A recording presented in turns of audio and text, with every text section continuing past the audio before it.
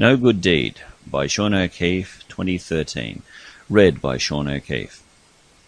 Life aboard the Enterprise is never dull. The captain was well aware of that fact. It seemed no matter how mundane or routine a day appeared, something came out of left field. Always. "Explain yourself, Captain. Why did you violate the Prime Directive?" Strong words, yet the commander of the USS Enterprise was not easily intimidated. If she was, she would never have been given her to command. Rachel Garrett looked up at Admiral Granger, a tall, imposing man with balding grey hair and more bark than bite. She wondered to herself if this was the last of the great sexists. His behaviour toward her in their previous encounters certainly indicated that, including his vocal disagreement to her being assigned to the new Enterprise in the first place. He had stated that he believed she was unsuitable for such a command. It was a ship with a singular name, and the list of candidates for her captain had been miles long. However, Garrett's recent acts of gallantry had left the Admiralty with a clear winner, not to mention the missions they had performed brilliantly since the Ambassador-class ship's launch. She wondered to herself if she was getting too big for her boots, but reminded herself that she was only the top rung of the ladder that had brought them their success. The Enterprise-C was not only an extraordinary ship, but she'd been blessed with a crew to match, one she was proud to lead. Now, after all their achievements, her judgment was being called into question over a question of the Prime Directive, a hard and fast rule that had been interpreted and reinterpreted many times over, including and especially by the captains of previous enterprises. Curiously, they had been understood and even glossed over. So, why the interest in this one occasion? What made this instance different? Garrett looked up at him with no malice. She didn't feel any towards this man, only curiosity as to his motives. "Which instance are you referring to, Admiral? Technically, I've violated it several times. I've looked over your own record. You're not exactly squeaky clean in that department either." Granger's liver spots darkened along with the rest of his face as he growled, "I am not the one on trial here, Captain. You are." Rachel was not about to let him get away with that one. She kept her tone even and managed to keep the flare of anger she felt out of her own eyes. "I was not aware that I am on trial here, Admiral. I was given to believe this is only an inquiry." The Admiral stepped backwards from her when he realized he had exceeded his authority. He reined in his temper and glanced at the other two flag officers present, captains both, and people chosen because of their allegiance to him. "Of course, Captain, you're right. This is a formal inquiry into your activities on Epsilon Perseus 3, not a trial. However, should this board so advise it, the next thing you will see is a courtroom." "Full of people you put there to hang me," Rachel knew. The Admiral was one man, but he held a lot of influence, and his reach was great. "Now, Captain, you haven't answered my question." The man's silky smooth presentation didn't fool her. She knew this man was out for blood, her blood, and there was no way he was going to leave without getting some. Fine, she thought. If he wants to know the details, she was going to start from the beginning. Whatever the outcome, at least it was a good story. "We were tasked with investigating Persephone, as the locals called it, by Starfleet when one of our long-range probes discovered the planet was inhabited. We arrived in orbit without incident and sent down Lieutenant Commander Earhart, a horter and a geologist, who was on loan from Admiral Piper's office, to make the initial observations."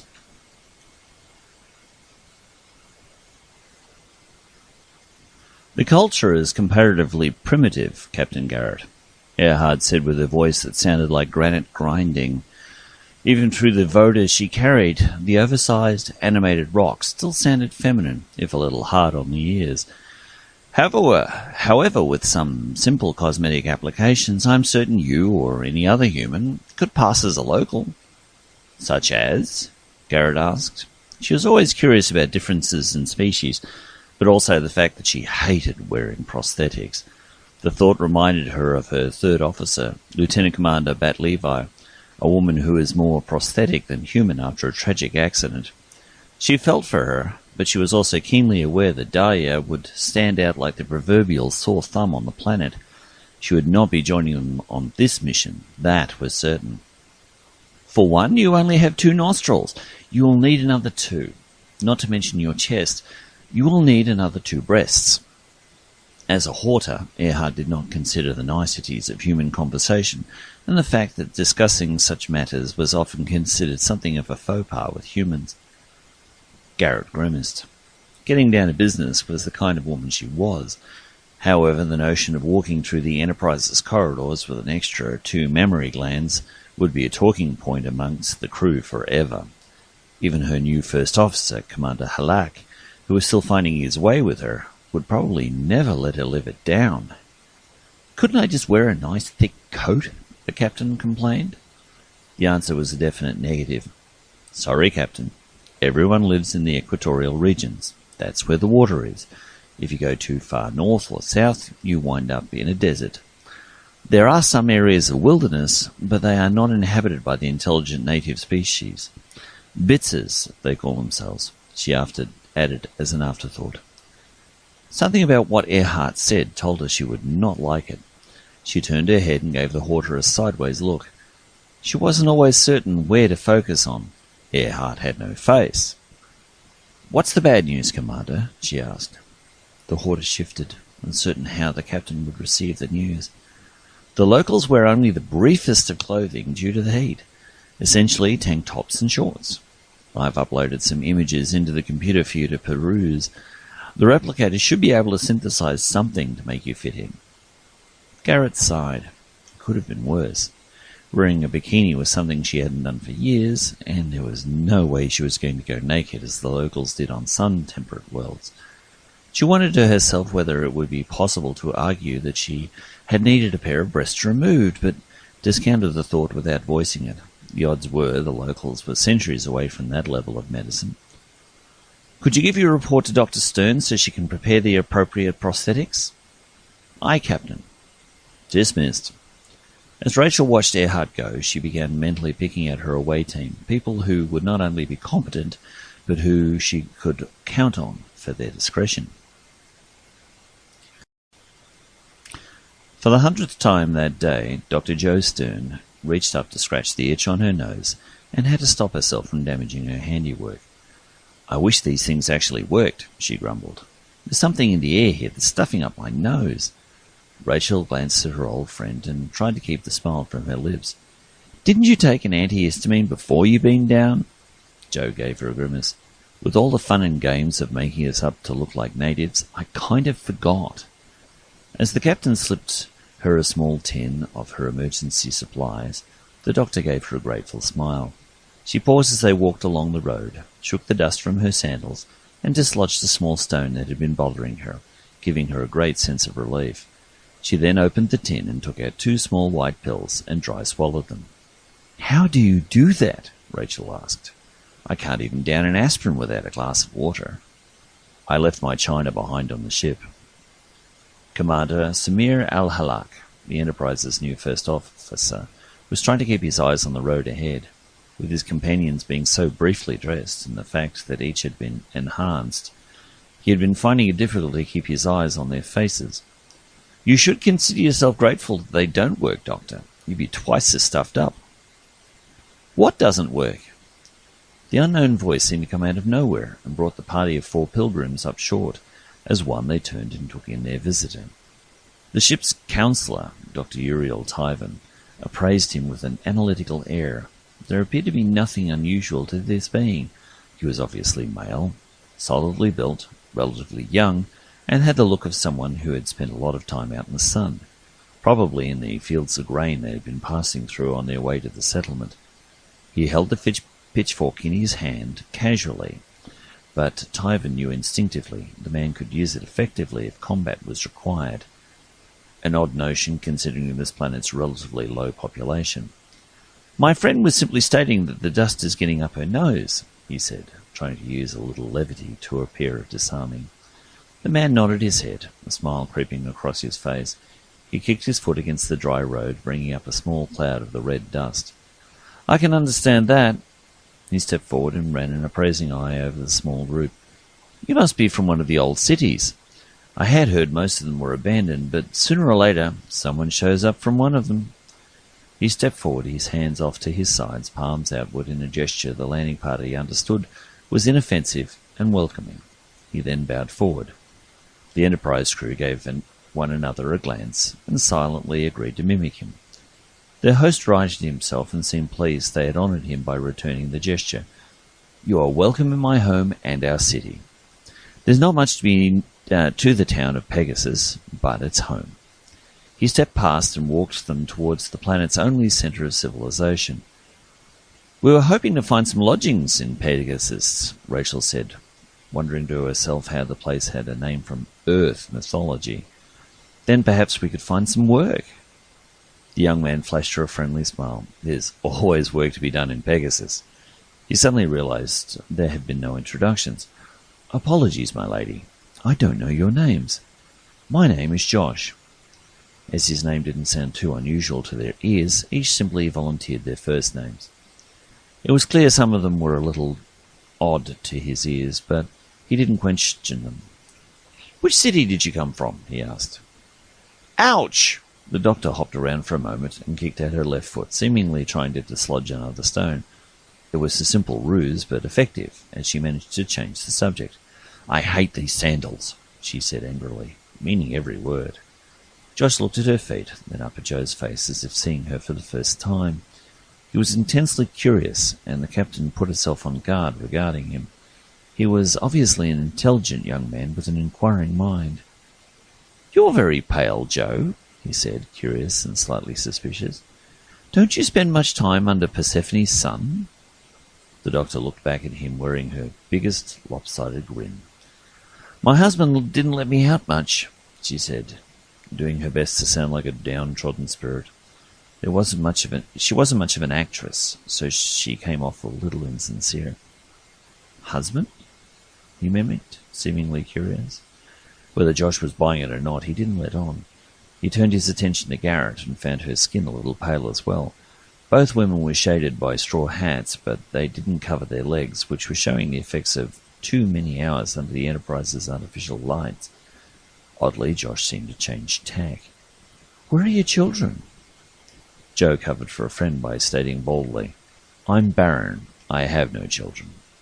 Her confession caught the young man's full attention and saved Garrett from having to be reminded once more that her son lived with his father's family on Betazed, not with her. Josh bowed graciously and said, "I apologize, madam. It was rude of me to inquire. As you know, all our women have as many children as they can before—" While Garrett itched to ask, she was glad that not only she but the rest of her people were savvy enough to realize he was not asking a question, but simply leading towards the knowledge he assumed they were already in possession of. It was a truth she ached for, and hoped to have revealed in short order. Honesty seemed to be the name of the game in Persephone, Rachel gathered in the quiet of her thoughts. The one person Josh didn't have a problem with stepped up next to him and indicated they should continue with a flourish. "I'm looking forward to a good drink when we get to town," he said cheerfully. "Sometime there's nothing better after a day in the sun." Josh nodded and turned back towards the still distant town. "Yes, Samir, you're right." He took up a brisk pace, and they found themselves grateful they kept in shape, as he had a fast gait. It only took an hour to reach the town, and yet by that time the landing party was glad they had not only shaded themselves with hats, but the women especially had lathered on sunscreen. The UV that day was particularly high, and Rachel felt she could feel her skin burning even through the ointment. She wondered how the locals handled it. She had part of her answer when they entered the outskirts. For the only remaining population centre left on the planet, there wasn't much to see. There was a modest suburbia, with houses dotting the landscape, but to Rachel's eye the place seemed peculiar. The houses were a mixture of relatively new and positively ancient. Most of the newer buildings were of mud brick, but the oldest of them seemed to have been constructed from bluestone. Funny, she mused to herself. The stuff seemed to be everywhere in the galaxy. As they walked, Stern mentioned, "I don't see many people about." Josh nodded. "As you know, they're doing their best to avoid the burn." Rachel noticed her friend frown in frustration. She, too, was going to have to be patient and let the answers come to them, without asking peculiar questions that would bring undue attention to themselves. She decided to continue along that line. Yes, we should get inside ourselves. I'm surprised you've been able to stay out in the sun as long as you have without getting burnt. Josh gave her a modest smile. Yes, my family has been blessed with dark skin. We seem able to tolerate it longer than most. A lot was gathered from his statement. A belief in God, for one. Fair skin being the norm, the other. Stern thought to herself, yeah, but it can't be good for your eyes. Within moments they came to the town public house. It had 2 stories, a balcony with an iron railing and supports, with a corrugated iron roof. The walls were of bluestone, which did a marvellous job of keeping the interior cool in the harsh sunshine. Garrett and Stern recognized it for what it was, the local bar. It seemed that, no matter where you went in the universe, there was a drinking established ready to satisfy a thirst for refreshment and companionship. Josh held the door open for them. To Tyvan's eyes, he seemed proud to be introducing the newcomers to his oversized village. One other thing was, it obviously wasn't the first time. He gave him the impression of being a tour guide as well as a farmer, like he was the self-appointed welcoming committee. Samir went first and had a quick look around, making sure the way was clear and safe for his crewmates. All he saw were a number of locals spread around the mostly wooden room, chatting whilst cradling a local brew. He expected suspicion and got the opposite. A number of men and women came forward and greeted them warmly. The men with a slap on the shoulders, the women with a forceful hug. As most of the women were buxom, twice over, Samira found himself blushing from the feminine attention. Captain Garrett followed suit and greeted the locals in like manner. She was glad the doctor's appliances were stuck tight to her. The men were quite forceful with their greetings and practically crushed her chest. Before she could say a word, Josh introduced them with a wide grin. My friends, this is Samir, Rachel, Joe, and Tyvan. They have come far and walked hard. Their families are lost to them, but I know we can make them welcome in ours. Both Tyvan and the captain noticed that no one made themselves known as some kind of leader. Indeed, there appeared to be no hierarchy at all. Everyone was treated as equals. A younger male led them to an empty table. Please sit. You must be weary after your long journey. Rachel warmed to the people of this haven in the dust and gave him a smile from the heart. We appreciate the welcome, friend. The boy man, someone the captain believed could not have been older than 18, smiled and said, All newcomers are welcome to Pegasus and to my home, Rachel. My name is Jared, and I am at your service. At that point, Josh, who had been standing next to their table, interjected, All new welcomes first stay with Jared here while a home is organized for them so they can become a part of the community. Tyvan raised a curious brow. You seem to have an almost ideal community here, Josh. Am I correct in believing that all things are shared here? Josh gave him an almost shocked look. Is that not the way where you come from? While a good part of Rachel wished she could agree with him, she gave him her best poker face when she lied. Of course, Josh. However, we have found during our travels that not everyone is as generous as you. The notion seemed totally foreign to the young men who just looked at her perplexed. Seems an odd way to be considering the times are harsh since the burn. Josh shook his head in wonder. What a way to be! He was truly amazed. Surely we're stronger together than warring amongst ourselves for the meagre resources we have. It was the thought none of them could argue against. Very true, Josh, Rachel said. We, of course, will do everything we can to help the community. Tyvan gave the captain a sideways look. He wondered if she was putting it on a little too thick. They were only here to observe the locals, not interfere. He had to wonder if their presence was already going to send ripples through the town. With such a tight-knit community, their sudden departure would no doubt create much confusion, perhaps even anxiety. He made a mental note to talk to the captain about it at their earliest convenience. Even though the locals' notions of charity warmed his soul, they mirrored his own El-Orian ethos. He had to wonder whether it was truly practical in the galaxy at this time. This planet's people had come to their attention. It was only a matter of time before they would come to others. History was replete with examples of conquerors and the conquered. The notion brought an involuntary shudder. Top of the list of oppressors in his mind, of course, was the Borg, the beings who had practically wiped out his people, but also a race the Federation was not ready to meet. It was best to keep the knowledge of them to himself for the time being. Humans, especially, were all too curious. If they got word of the existence of the Borg, they might go looking for them. The results would no doubt be disastrous, even terminal. He wondered to himself, as the psychiatrist, whether his experience had made him paranoid. If they had, he had no answer for his problem. Physician, heal thyself had no power for a counsellor. Jared returned after a moment with 4 mugs of chilled ale, which the landing party happily drank from, enjoying the mildly bitter flavour. Typhon ushered Josh to a chair and engaged him in some small talk, which brought a small smile to Rachel's face. The man was natural at asking innocuous questions that brought relevant results. He was disarming in his manner, but she knew from experience he could nail someone to the wall with those eyes if he chose to. She took her mug in her hands and casually wandered over to the front window, shadowed by Joe. Rachel leaned against the frame and looked up and down the street. There were many shop fronts of varying types, hardware, linen, even ice cream. How they kept things cool in this climate was anybody's guess. She noticed the haberdashery offered cotton and wool, including ribbons and laces. Not much for the frillier styles. Rachel almost let her eyes wander to the next store when it hit her. The universal translator made it possible for her to understand the languages of others, and for them to be understood as well. However, it didn't render the written word.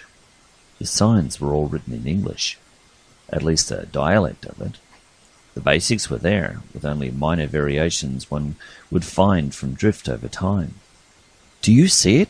Rachel asked Joe, excited. She indicated the shop across the street, and it took the doctor a moment to realize that the captain wasn't buzzed about the apothecary, but the fact she could read the sign.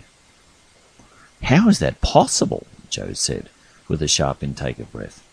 "I've heard of parallel development of cultures, but not to that extent." Her eyes widened. Rachel added, "It even explains their names." She whispered, "Is it possible that these people are some kind of human colony?" Joe gave her a lopsided grin. "Then how do you explain these?" She gave her extra breasts, which were next to her own, a squeeze by bringing her biceps together. Rachel's eyes wandered around the room. Genetic drift? Experimentation? Her eyes drifted to Joe's pouch. "Is it possible to take a scan of their genome while we're here?" The doctor gave her a mute nod. "I suppose anything's possible." She turned her back on the vista and drew Garrett to the corner of the room so they could talk without being overheard. They took a seat on a pair of extra chairs and continued in hushed tones. "If they are human, where does that leave us in regard to the Prime Directive?" Garrett gave the notion some thought before replying. The revelation of the possibility that they were dealing with their own kind muddied the waters. If they were human, they were kin to her, and blood demanded action considering their circumstances. "We need more information before a judgment can be brought." Stern shifted in her seat. At times like these, she didn't envy her friend. In matters of the Prime Directive, things often got messy. If a wrong call was made, things could get very bad for all of them, very quickly. The Admiralty often got testy when they thought it had been violated. "I'll do what I can." Rachel nodded and sipped her brew. They had hours before the sun outside became tolerable to the locals once more, and she was determined to blend in. Lieutenant Commander Darya Bat-Levi pushed a frond out of her way and stepped into a small clearing. The servos in her artificial legs were whining again, and she knew she would have to do something about them soon if she was going to avoid becoming incapacitated. At that moment she found herself wishing she was with the captain infiltrating the local population. It was always fascinating to observe other cultures, but the ever-regretful officer was not the one to enjoy herself. If a situation came up like that, she would probably excuse herself from it. Her life had become a living penance for the death of her twin brother, a demise that she could not have altered, yet one she felt she was responsible for. Many times she had offered upgrades been offered upgrades for her mechanical left arm and legs, yet she insisted she retain her clunky old ones, citing downtime as her reasoning. Few realized the depth of pain the woman harbored, and those who knew her, cared for her, even loved her. She had a tendency to shut out and keep at arm's length. She was harder to get close to than a rabid porcupine. She took a breath of fresh air and tried to push the delighted feeling that threatened to pop up in the back of her mind without total success. She had to admit it was nice to breathe natural air for a change and not the carbon-scrubbed and filtered atmosphere aboard the Enterprise.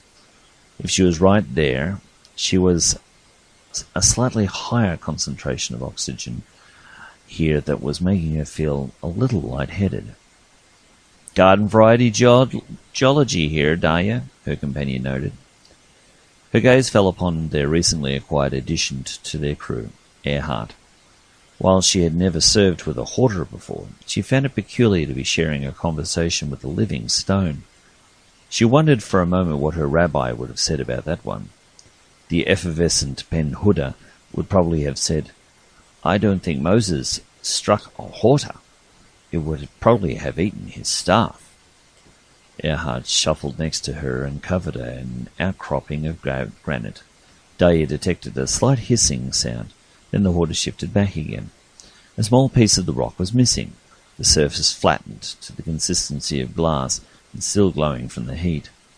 Daya marvelled at her ability to do so, and also mused to herself that the female hoarder was not someone she wanted to be on the bad side of. "Nothing but garden-variety granite," Earhart reported. "Tasty, though." Daya would not have imagined in 1,000 years that a rock would be in any way palatable. Just another example of God's sense of humour, she thought. They were interrupted by a young male Terran, Ensign Slovak, who was part of the botany department. "Commander, I couldn't find Lieutenant Betrell, so I thought I should tell you this right away." "Why didn't you use your communicator?" Daya asked, immediately seeing the flaw in the ensign's statement. Slovak gave her an embarrassed grin. "I could see you, Commander, from where I was standing, and I thought you'd want to know this as well." Bat Levi's patience was beginning to wear thin. "I hope you're planning on getting somewhere with this," she said acidly. Slovak, to his credit, didn't back down or bite back. He simply stated, "Some of the flora here is terrestrial in origin." His statement got the attention of both officers. "Which ones?" Earhart asked, curious. The ensign considered his audience and dumbed it down. "Some of the grasses, particularly those that are grain-bearing. I've found some wild wheat and barley, and even some fruits, apples, peaches and such." The hoarder wasn't surprised. She'd encountered such conditions before. It sounds like someone was making sure the humans on this planet had something to eat. Bat Levi's brows shot up in amazement. "That's a leap if I've ever heard one." Earhart shifted. "Not really. When terraforming a planet, you introduce species to the biosphere that will sustain the new inhabitants. While Persephone has native flora, it seems to be compatible with terrestrial kinds. My guess is that someone, some time ago, introduced some humans to the planet for reasons unknown." She paused for a moment as a thought came back to her she had considered earlier. "It answers one thing," she said. "I thought the planet's name was odd to begin with. Persephone is a name from human mythology." Bat Levi had to give her that point. "You think the locals named it from their memories of Earth?" "Yes." Earhart's plates ground as she considered the situation. "I think we need a team to investigate the oldest of this planet's settlements," she said. "I'm sure we'll find some clues there." The servos in Daya's left arm whined a little as she rubbed her chin in thought. With the captain and Halak undercover in the settlement, she was concerned about blowing their cover by trying to contact her. Earhart's suspicion that the locals might indeed be some kind of humans remained just that, without more information. Garrett gave her some latitude for judgment, so she decided, "Earhart, you and I will beam back to the Enterprise and use the ship's scanners to locate the oldest city so we can explore it." She tapped her uniform insignia, which now doubled as a communicator, and said, "Bat Levi to Betrell. Continue your scans and beam back to Enterprise when you're finished. Commander Earhart and I will be returning to the ship." Acknowledge. Petrel was a no-nonsense officer and was economical with his words. Dahlia tapped it again. Bat Levi to Enterprise. 2 to beam up. Whilst the captain enjoyed her ale, Dahlia put the resources of the ship to good use, and within half an hour had located what she believed was the planet's oldest and largest settlement. It was too large to explore efficiently on foot, and there was only so much information she could gather using the Enterprise's sensors in orbit. Wanting to make the best use of her resources, she ordered 5 large shuttles down to the planet, carrying personnel carriers that would allow them to move about quickly while their scanning equipment did their job. Once on the ground, Dahlia brought her people up to speed. "We're looking for evidence of the origins of this planet's inhabitants. While the Enterprise could find no signs of life here, don't take anything for granted." She indicated the buildings that surrounded the open city square they were parked in. They were caked with dust and clearly crumbling. However, their architecture suggested a more advanced culture than what was found elsewhere on Persephone. "These buildings could prove to be our biggest danger. Watch out if you decide to go inside one. Make sure it won't fall down on top of your heads." "I don't need the paperwork." There were a few chuckles at the commander's dark wit. "If you find anything, check in with me immediately." She gave them all a nod of confidence. "Be careful." She wanted to say good luck, but even the non-superstitious Dahlia Bat Levi didn't want to moz her people. She'd had enough of that in her lifetime. The other officers were divided into 4 groups of 3 and boarded their vehicles, a kind of 24th century version of a dune buggy, but one that was armed with a phaser cannon, just in case. You could never be too careful. Each vehicle started with a quiet purr and left the square in different directions, full of eager faces looking forward to discovering something new and unexpected. It was that had Dahlia worried. The universe was a dangerous enough place without going to look for trouble. But her experience told her that was what you usually found. All the same, she and Earhart had saved the most interesting part of town for themselves. Their shuttle was parked immediately in front of a large, sprawling complex that fairly shouted, "I'm important!" While the building was quite large, roughly 1 kilometre long and half that wide, it also sported 2 floors. Dahlia was confident they could tackle it alone. Earhart was practically impervious to harm. She mused that, if the building collapsed on her, the Horta would simply turn out from under the debris. As for her personal safety, it wasn't high on her list of priorities. If the building came down on her, that was simply kismet. Like many buildings of import found throughout the galaxy, this one demonstrated its importance by having steps, a lot of them, which elevated its status above that of the rest of society. When they got to the top, Earhart looked back on them and said, "At least they would have kept the people who worked here fit." The walk up them simply reminded Dahlia that she had to bite the bullet and get her legs serviced. The servos in them were still complaining even now they were walking on level ground. "That's if you care about such things," she said, more to herself than anyone. Once more she worked to stifle her own self-loathing. Now was not the time for distraction. Whether Earhart was the same rank as her or not, Earhart technically outranked her due to her greater experience at that level. As second officer of the Enterprise, the Horta was part of her crew, and therefore her responsibility. "Why wouldn't you?" Earhart asked innocently. "Isn't it logical to maintain your peak level of efficiency?" As the silicon-based lifeform made her way through the central archway and into the interior, the comment left Dahlia thinking. She owed it to every crewman under her to give them her very best. If her bionic parts were threatening to break down at any moment, she could find herself responsible for their deaths. It was not a pretty thought. The notion of her own demise didn't bother her, but the thought of more lives being lost because of her was not something she was willing to tolerate. She determined that, upon completion of this mission, she would report to engineering for an overhaul. Earhart produced a tricorder and began scanning. The report brought her up short. "Dahlia, I don't think it's safe for you to go in there," she said, her concern heard even through the mechanical voice of her voder. "The superstructure seems brittle." "You only live once," Dahlia said with false confidence and strode past her. She took out her tricorder and did her own analysis. "As long as we keep clear of the weakest sections, we should be fine." Her companion rumbled. "That's easy for you to say, Commander, but you don't weigh close to a ton. I could easily fall through some of these floors. I may be hardy, but I'm not indestructible." Dahlia raised her brows, curious. She was aware that the Horde was a long-lived race, but she had practically accepted the notion that she was beyond caring about such things as possible harm. "All right, Earhart, we'll be careful." Once more she moved forward through the dusty building. As she walked, she took a moment to observe the superstructure. She had taken a minor in engineering at the academy, and it was enough for her to admire the skill taken to create the elaborate spiderweb of glass and steel above her.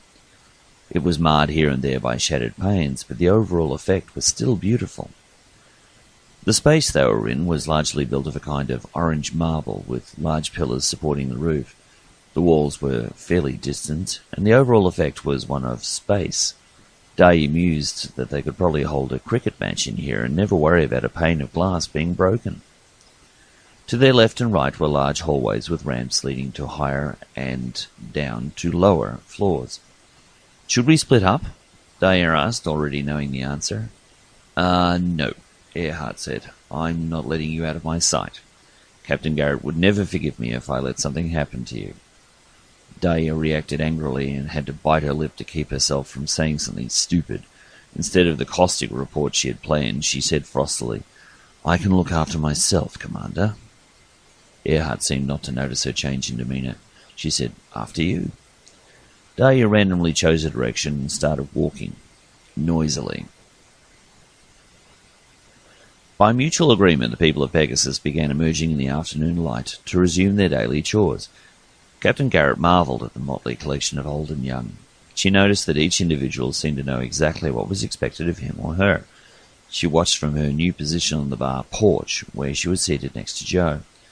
Samir and Councillor Uriel Tyvan had left with Josh to help him on his farm, whilst surreptitiously pumping him for information. Rachel remembered with embarrassed delight the disgusted look on the psychiatrist's face at the notion of good old-fashioned manual labour. He'd been sitting on his leather chairs in his office for too long, she thought. A hard day's work wouldn't go astray.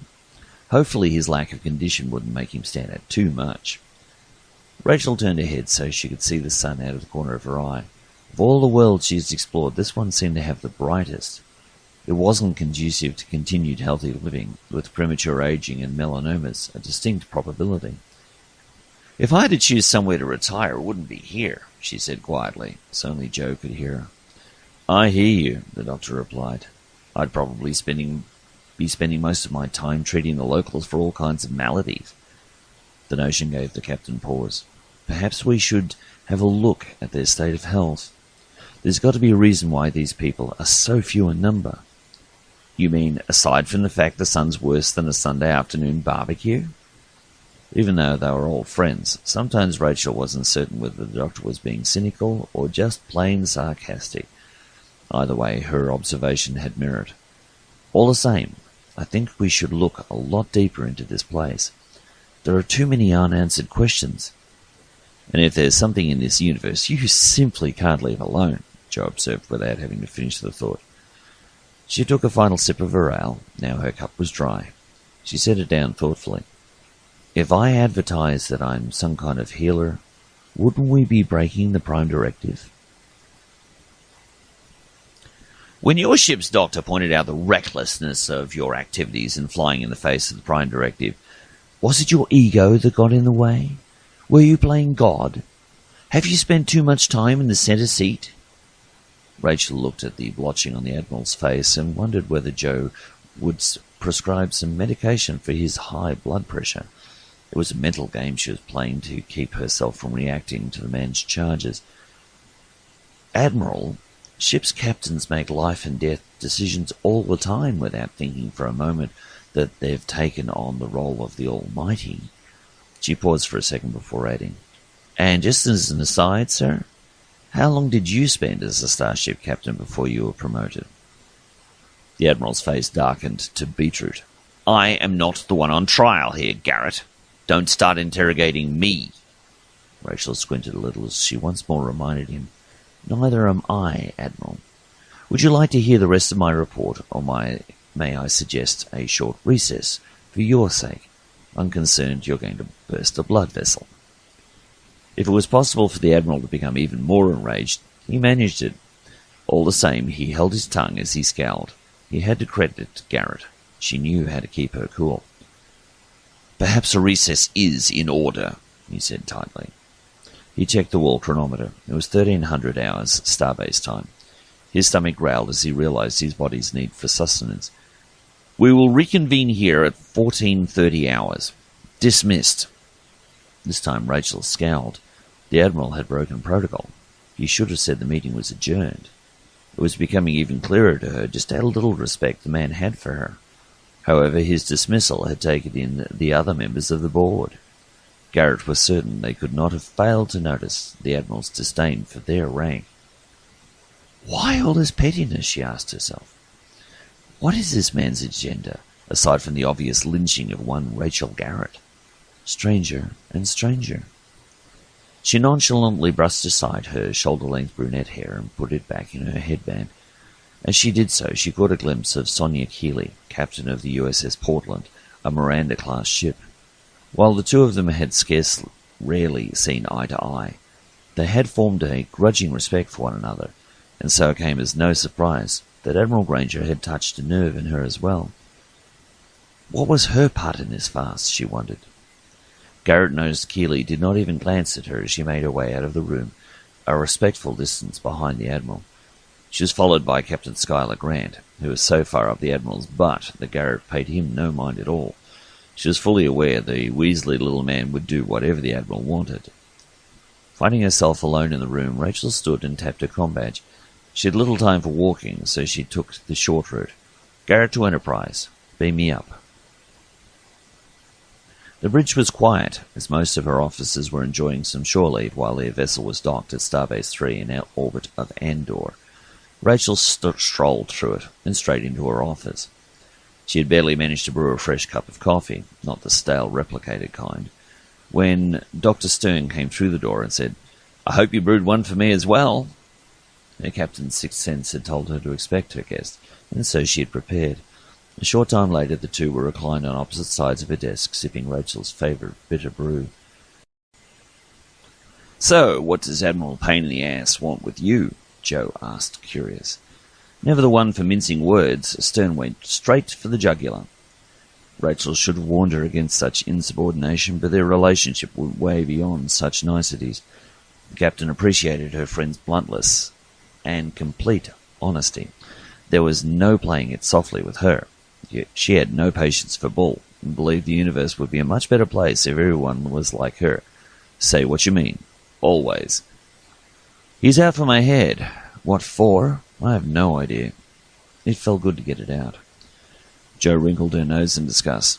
"I have a few, but without more info, it's probably just guesswork." "Take a shot." Jo shrugged. "What the hell? I guess he wants to get rid of you as captain of the Federation flagship and put someone else in your place that he can use for his own ends." The notion wasn't foreign to Garrett's thoughts. And what might they be? "I don't know. Turn her into a burger joint and sell to the Klingons?" She shrugged once more. Frustrated, she added, "You got me." Garrett turned and looked out the portal and saw only the walls of the starbase. It was disconcerting to think her magnificent ship was buried inside the orbiting station, effectively cut off from the sky as she dominated. "We need more information." She tapped her comm button. "Mr. Ballast, report to my office." She hoped he was on board. The little Atrian could be planet-side on shore leave for all she knew. Fortunately, he was in his quarters. "Aye, Captain," he replied. Knowing little being sufficiency, he would be here in about 30 seconds. "Dibs on him being here in 35, Jo wagered with half a smile. Rachel was reminded once more how well the doctor knew her. "I've got 30, she said, and flashed her friend a smile. She then called for her tactical security officer, Lieutenant Thule Glamour. Ballast arrived in 32. "Yes, Captain?" Rachel looked up at the gifted communications officer and said, in all confidence, "Mister, I have a job for you. I want you to find out everything you can about Admiral Granger's past. She turned and engaged her tactical officer. "I want you to find what his interest is in this ship." The two glanced at one another, sharing their uneasiness. Investigating a senior officer could be seen as worse than insubordination. It could be reviewed as treasonous. "Use whomever you need to help," Rachel continued, "but for God's sake, don't let anyone know what you're doing. The Admiral's up to something, and I need to know what it is before he roasts me on a spit." Once more the duo shared a look, but this time one of confusion. Neither of their species had a parallel in their cultures to compare with her idiom. Jo just shook her head in wonder. "The Admiral wants to remove Captain Garrett from the ship by whatever means necessary," she said drolly. Thule waggled his frills in appreciation. "Thank you, Doctor. I will file that particular saying away for the future. You humans have so many peculiar sayings, I sometimes wonder how you manage to communicate anything without thoroughly confusing yourselves." Rachel gave her officer a fond smile. "It makes life more colourful." The tactical officer tilted his head to the side as he considered her words. "Perhaps I will add some colour to mine, then." He turned to Ballast. "Come on, Darko. Let's light a fire and get this show on the trail." Ballast looked up at him, and even though he could only guess what his fellow officer had meant, he followed him from the room. Rachel's eyes wandered to Jo. "Let's hope they find something useful." She rubbed her temple as she could feel a headache coming on. Just behind her right eye. Great, this could turn into a full-blown migraine. She turned and took a long look at the chronometer. "I've got enough time left for another cup of coffee." She thought of the trial she was about to rejoin. "I think I'm going to need it." Once more under the breach, Garrett thought as she took her seat. She glanced about the room and noticed, for the first time, Captain Keeley was looking right at her. Their eyes met for a moment, and in that split second, Rachel felt that the woman was going to give her a fair hearing, not just join in the Admiral's lynch mob. Her attention was dragged back to the Admiral, who was standing before her once more, glowering. He seemed to have spent the time pulling himself together and was again acting like a lion on the prowl. Garrett was clearly his quarry, but he was going to enjoy playing with his prey for a time. It suited her. If the Admiral was stupid enough to attack, he would find the captain's teeth razor sharp. "You're a healer?" Jared looked at Jo in open wonder. "We've prayed for a healer for so long. The burn has killed so many of us that we were beginning to fear there would be no one left." He stepped forward, the joy shining out from him, as if he had met his very idol. He took Jo by the hand and led her towards the door. "Come! There are many in need." The doctor had to pick up the pace to keep up with the young man with the iron grip. Garrett followed her across the street, their feet kicking up a small cloud of dust. She found the situation mildly amusing as the older doctor allowed herself to be towed to their destination. Without surprise, Jared led them through the front door of the apothecary, straight past the counter, and down a hallway that led to a large room out the back that had not been visible from the street. Both women were aghast at the number of people who sat in chairs or lay in beds. Jo stopped and stared. A quick count came to about 80. Most sat and stared into space. It was clear they were blind. Some reacted to the few people who nursed them as if they could see a shadow passing and wondered what had cast it. Others lay in beds, clearly in pain, and it took only a casual glance for Jo to conclude most were suffering from malignant melanomas. Silently, she cursed Rachel. She knew she had only the best intentions, but now she knew about these people. There was no way she was going to leave them like this. Prime Directive be damned. She was one woman who took the Hippocratic Oath seriously. Yet she knew she was still limited by the demands of the Prime Directive, the philosophy that even actions with the best intentions could bring about catastrophic results on more primitive cultures that were simply not ready to deal with the change.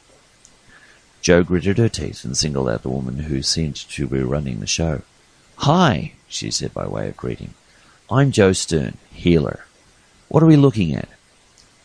As a relatively young but completely competent woman began showing Jo around, Rachel singled out an elderly man sitting on his own and sat on the chair next to him. For a moment she was silent, hoping the silver-haired elderly gent would break the ice. It took 30 seconds. "What can I do for you, young lady?" he asked in a voice full of frustration, yet still courteous. Rachel was impressed by the colour of his corneas. He was clearly blind, yet something had given her away. "I could have been anybody," she said amiably. Although his eyes were ruined, his ears were still fully capable. He turned to her and gave her a stunning smile. "It's not every day a beautiful woman comes calling," he said disarmingly. For the first time in years, Rachel blushed. It wasn't often someone remarked on her looks. It was unseemly to comment on one's commanding officer's appearance. Thoroughly charmed, Rachel patted his hand, which was still on his chair arm, and said, "Even though I know you can't see me, I appreciate the compliment." The gentleman's smile became rueful. "Never mind my eyes, young lady. I can hear the loveliness in your soul in your voice. I'm sure you've been told which true beauty lies," he finished enigmatically. "How did you know I was a woman?" she had to ask. "You don't smell like a man who's been in the field all day." He took a gentle sniff and grinned. "In fact, you smell quite lovely. You have a scent I can't quite identify." Soap, Rachel thought. So many parallels. If these people weren't from Earth, there was a mighty big coincidence going on here. Her sad gaze was drawn to his eyes, where she could clearly see his corneas were practically opaque. "How long have you been blind?" she asked quietly, respectfully, compassionately. The cheer went out of his face as his despair once more took hold. "Too long," he said. "I've been going slowly blind for years. The burn finished it off." Absently, Rachel nodded. He seemed to notice the shift in the light. He reached out and managed to find her hand and gave it a pat in return. "Don't worry yourself, young lady. I've had a lot of good years. Sired a lot of kids. Most of their mothers are even still alive. Good women, all of them." The cultural bias against monogamy made her curious. There had been few cultures that embraced polygamy, the most notable being the denobulants, who each had 3 or 4 husbands and wives. She had wondered if the old saying about 6 degrees of separation applied to their marriage networks. "Did you love any of them?" she asked. At first it seemed like he wasn't about to respond, and Rachel got the impression she may have offended him. He stared off into his memories for a few moments before a sad but genuine smile spread across his lips. "Yes," he said, seemingly embarrassed at the admission. "I did. I knew she had to have other partners, but we spent as much time as we could together when we could." He turned towards her again. "Sometimes it was hard not to be jealous, but we all know that if we're going to survive, we need to mix things up so we don't become inbred like certain breeds of dog." He sighed, a sad sound that came from the depths of a lonely soul. Her name was Rachel, and she was a good woman. The captain's surprise that they shared the same name almost overcame the revelation of the familiar animal. "My name's Rachel," she said absently before adding, "I haven't seen any dogs." "How would you know what a dog looks like?" "I've only heard about them in folklore. They died out in the previous burn 200 years ago." He grimaced. To Rachel, it was the look of a man who knew their time was running out. "My grandfather told me they couldn't keep them out of the sun, and they all went blind, just like the sheep and cattle." Even though he had segued, he kept his attention on Rachel, expecting an answer. "I've seen drawings of them," she said, a half-truth she hoped would distract him. The explanation seemed to assuage him. "Really? I suppose you had some better artisans in your community. The people in Pegasus couldn't draw if their lives depended on it." Rachel chuckled. She would include herself in that category. Art was not her strong suit. His reference to sheep and cattle had firmed up one thing in her mind. There were too many parallels here to ignore. Regardless of their physical similarities, these people were, one way or another, from Earth. But how to be sure without drawing attention to themselves? The problem was that, if they were wrong, the damage to this culture could be catastrophic. The truth was, she realized, that they were probably doomed anyway. With little or no livestock, and only grains, vegetables, and fruit to exist on, there wasn't much going for these people. Their population was barely above sustainable from a genetic perspective. Yet somehow they knew that. Rachel angrily balled her hands into fists. There were still too many questions here, and the answers were simply not forthcoming. Before she could ask any further questions, she noticed Joe had moved over to a corner and was trying to get her attention. "Excuse me, sir," she said, and regretfully left him alone. She made her way past a number of beds and chairs and huddled in the darkened space with Joe. "What is it?" "All of these people are showing the symptoms of being in ultraviolet light too long. I don't know what's going on with this planet, but the sun is killing them." In the pitch black of the underground level of the complex, Dahlia flicked her light back and forth, looking for something. Anything. "I wish some of this place made sense," she said cheerlessly. "What I can see of it, anyway." Beside her, Earhart swung her tricorder back and forth. "Fortunately for me, Dahlia, what I can see isn't important. I was born on an asteroid that originally had no light and no atmosphere. It was quite homely." Dahlia shivered. The image took her back to the fateful day she had lost her beloved brother, when the two of them were testing a revolutionary new power source and star drive. She had come too close to becoming one with the void that day, and it was an experience she had no intention of repeating. "Did I say something to upset you?" Earhart asked, concerned. "The temperature in your torso just went up." Bat Levi's eyes became slits. She didn't need this sliding cement mixer reminding her she was less than a whole person. Instead of answering, she lumbered forward, driving her worn legs hard. She came to a door on her right that was closed, which was odd. Every other room they'd examined had been opened and very empty. It was as if the entire complex had been scavenged. Still angry, Dahlia raised her left fist and gave the door a hard thump. To her surprise, it refused to give, even a little. The jarring thud hurt her, still a human shoulder, and gave her pause. This was no ordinary door. She raised her tricorder and scanned it. Nothing registered. She tapped the device with her artificial knuckles to see if that would help, then scanned again. Still a null result. Earhart had silently joined her and noted her companion's frustration. She repeated the measure and got the same result. Nothing.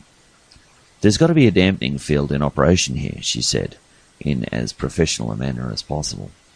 Bat Levi wasn't listening. She simply stepped back, raised her phaser, and shot the door. It wasn't impressed. Aside from a small scorch, it remained untouched. As Dahlia dialed up the setting, Earhart said, "Don't do it, Commander. If you burn through it, you could damage whatever's on the other side. Let me try." Earhart took her human companions, lowering her weapon as an affirmative. She slid forward and raised herself up so her underside made contact with the door. Dahlia was immediately driven back by the acrid smell of acid-eating metal.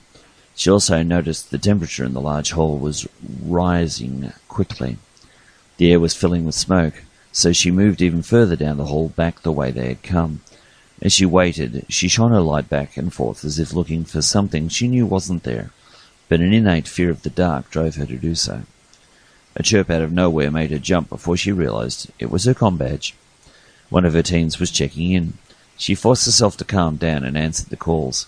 To her annoyance, all 4 teams reported nothing of value.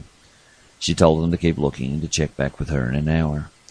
By the time she was finished, the rest of the door gave way like molten slag.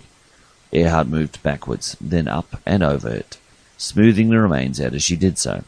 As Dahlia moved towards her, she warned, "Give it a couple of minutes, Commander. It will need time to cool.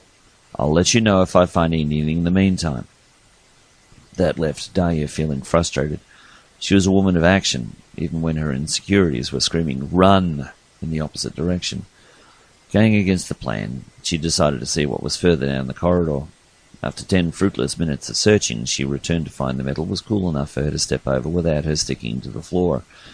She shone her light around the space and found it mostly devoid of furniture, which was a departure from the rest of the building where there had been nothing of value. Dahlia was drawn to a short desk with what clearly looks like some kind of computer console. She frowned as she realized something was wrong.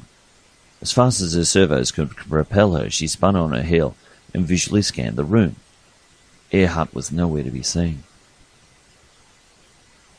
"Now I know why I became a psychiatrist," Uriel said, wiping his brow again. For the 50th time that day, he wished he was wearing a shirt with sleeves instead of an abbreviated singlet and shorts. A hard day's work for me is helping people find the hidden causes of their behaviour, not helping someone plough and fertilise a field. Samir didn't know what the doctor was complaining about.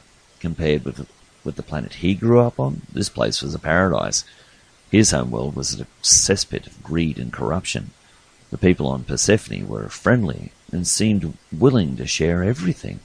It went a little against the grain for him, but only in the way a sinner finds himself standing in heaven wondering how on earth he had gotten there, but still grateful he was there. He gave the doctor a shake of the head. Uriel, the people here would have to put you to work in the fields, because I don't think any of them would have any need for your services. At that the doctor humphed. You're probably right at that.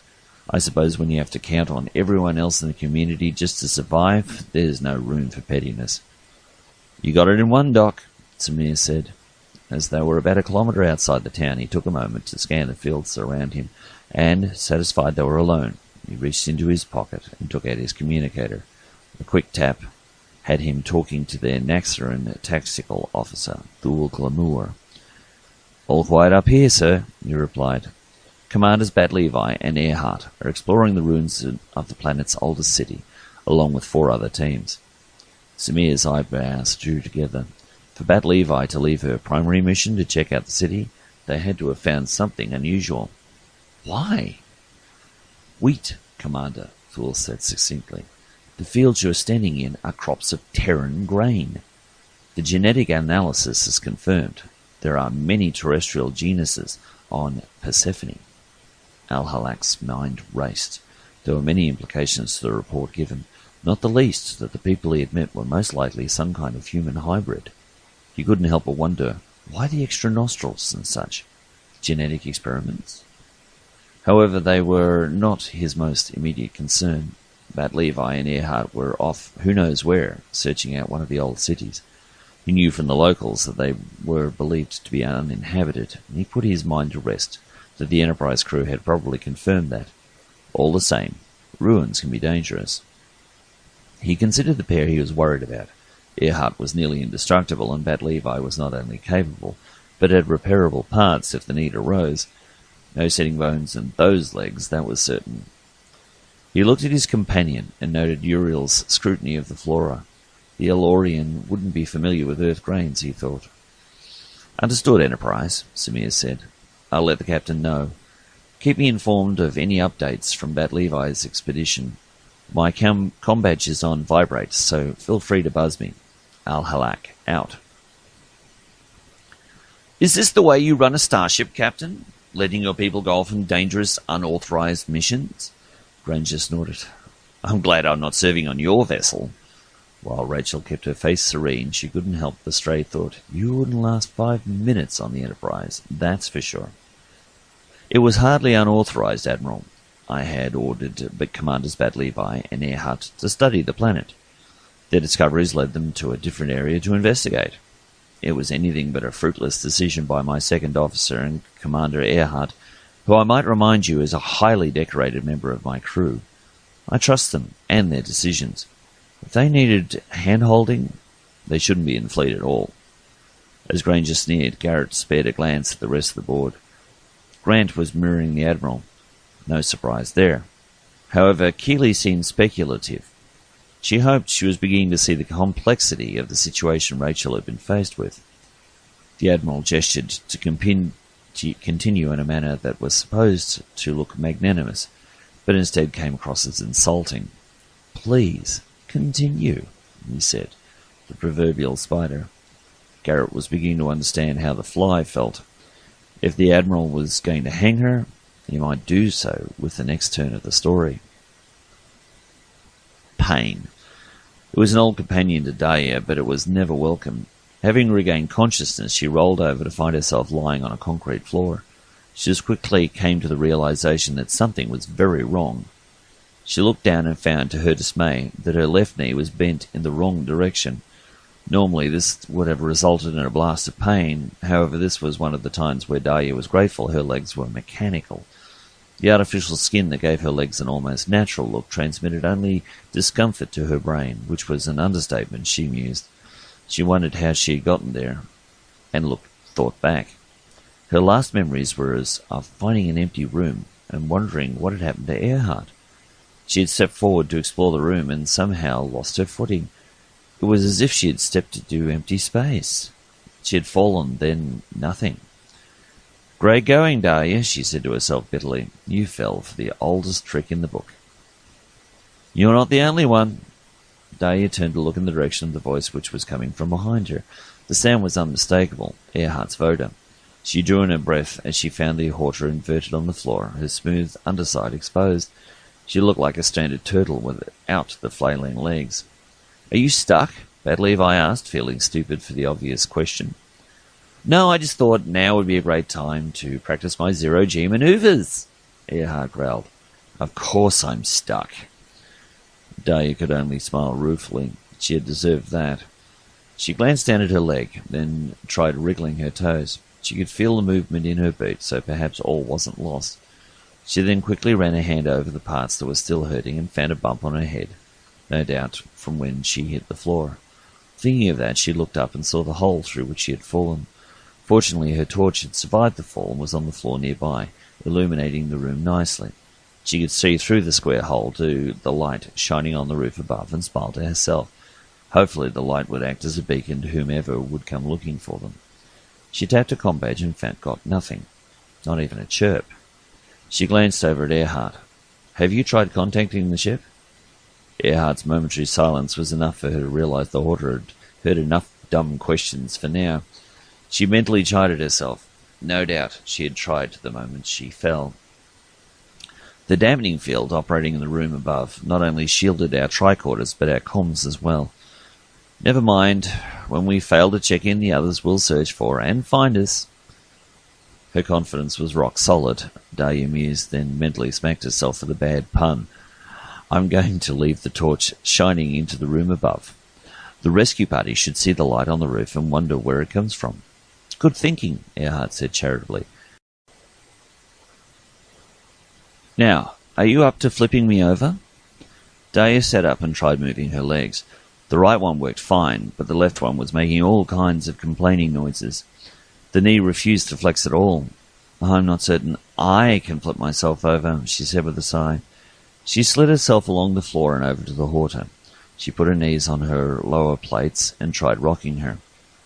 "You weren't kidding about how much you weigh," she said with a grunt. "A girl does what one can to stay in shape," she replied with her usual humour. Dahlia strained her natural right arm and her mechanical left, but her very human shoulders were finding the going tough. No matter how hard she tried, as long as she was seated, she couldn't pull it off. Ignoring her distorted leg, she managed to get a good leg under her and, pushing up against the wall, stand on it. She found that, as long as she pushed her left leg back and didn't try to bend it, she could wait there. Now erect, she had a much better view of their surroundings. They seemed to be in a small, rectangular room that housed what looked like an old-style computer equipment. She looked upward and wondered to herself, who would lay a trap in such a room? What was the purpose of it? Stranger and stranger. There were 2 desks on opposite sides, well away from the centre of the room where the 2 of them had made their crash landing. A largish chair sat before each desk, where a monitor stood. There was also something that resembled a keyboard input device, but on one side of it were a number of large hexagonal slots that left Dahlia at a loss. The wall she was leaning against, while propping her up in the middle of the room, also revealed a distinct lack of anything that could be used as a lever. "Dreck," Dahlia said, annoyed. "Sorry, Earhart, I can't see anything I could use to turn you over."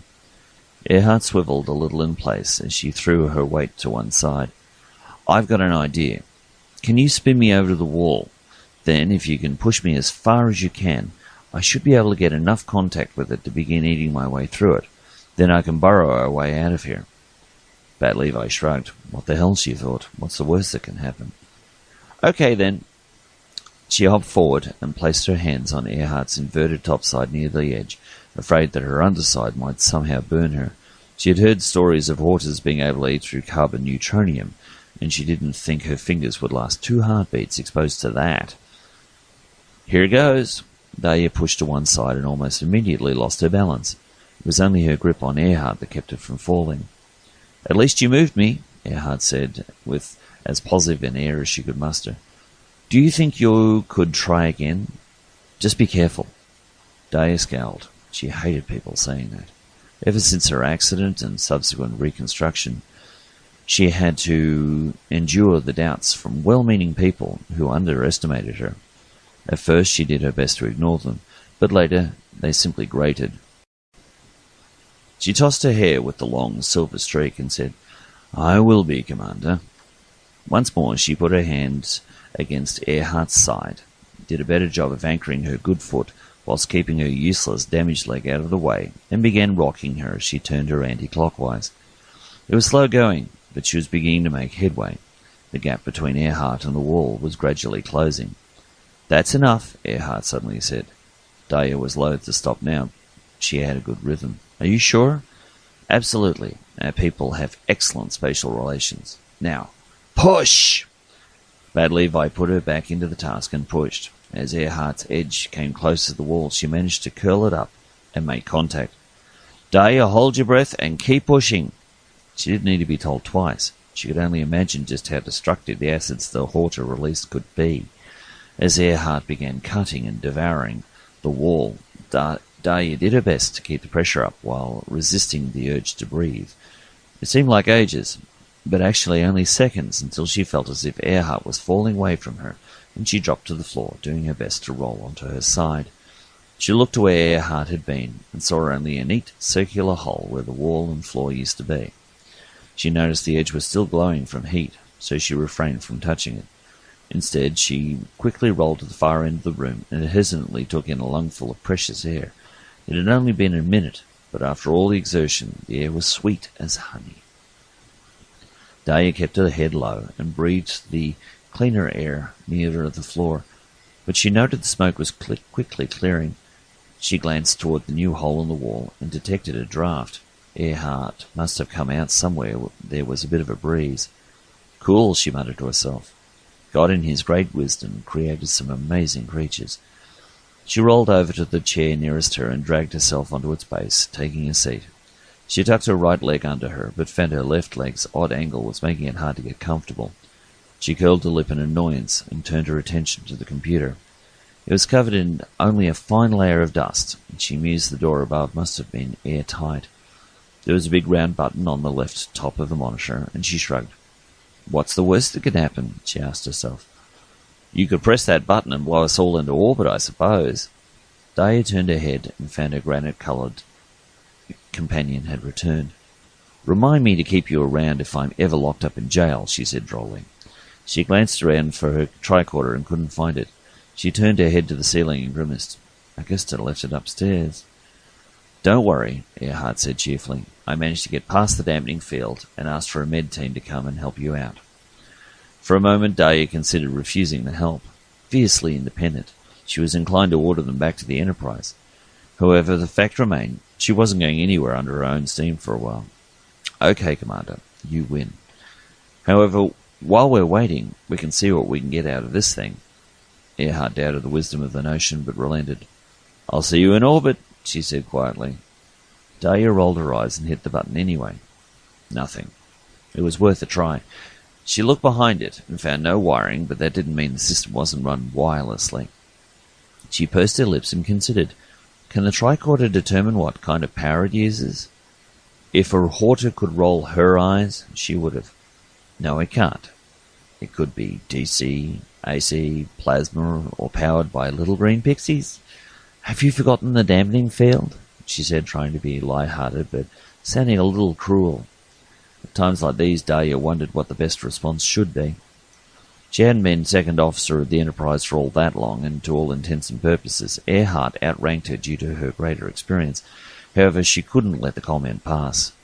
"What is your problem?" she asked acidly. Once upon a time, a long time ago, Earhart wouldn't have backed away from a fight. Not anymore. "I could say the same to you, Lieutenant Commander Bat Levi. It seems every time I make any kind of comment at all, You bite my head off." Dahlia completely missed the non sequitur and fired up. "What do you mean by that?" Earhart inched forward, and Bat Levi took an involuntary step backward. She had temporarily forgotten how formidable her companion was. "I make a comment about your temperature, and you get annoyed. In fact, if I make any kind of personal observation, no matter how well intended, you get angry. You're as hard to get close to as a lava flow. You seem friendly for a moment, but if you get close enough, bam, you're a toast." The conversation in the hall came back to Dahlia's thoughts, and she realized Earhart was right. She had been lashing out. "I just can't stand being reminded I'm not just flesh and blood anymore. With all this plastic and metal, I feel like less of a person. Do you understand that?" There was less heat in her words, but still enough to keep Earhart from cooling. "Commander Bat Levi, you're complaining that your artificial components make you less of a person. If that's so, what does that make me? My people are made up of all kinds of inorganic materials and metals. Does that make me less of a person because I've made of the stuff you so revile?" The thought made Dahlia's eyes go wide, but she was not ready to give up yet. "It doesn't matter what my arms or legs are made of. They're just not me." She looked down and slapped her broken leg for emphasis. "I mean, look at this. I should be screaming in pain, but no, I'm simply considering seeing the engineer when we get back to the ship to have it fixed." Her chest ached, and right now she really wished she didn't have to talk about this. She never did like opening up about it. Frustrated, she rapped her knuckles on her leg with a soft metallic sound was heard. "Not natural." Earhart retreated a little and sat quietly for a moment, mulling over Dahlia's words. Finally she said, "Look, I can't begin to understand how you feel because there's no way I ever can. For my people, a severe injury usually ends in death. There is little middle ground. It's a marvelous thing to me that your species is so adaptable. You lose a limb? No problem. We can make one that does almost as good a job. Your life can go on. From my perspective, your people are blessed to be the way you are. The blind see, the deaf hear, the lame walk again with the aid of science. Miracles are happening all the time for people like you. Would you have preferred to have died in the accident that took your arms and legs?" Bat Levi didn't know how much Earhart knew about what happened, and right now it didn't matter all that much. The answer to her question had been, and still was, yes. But not for the reasons of her disability, because she had lost her beloved brother that day, and she wished there was some way she could have died in his place. All the same, it was not a truth she was going to admit to Earhart, so she lied. "No," she said. She didn't believe it, and she was certain the hoarder wasn't buying it either. "I've lost friends, family, along the way," Earhart said quietly, her electronic voice mirroring the fact that she was unconvinced by Dahlia's answer. "You may look at me and wonder, how could she know?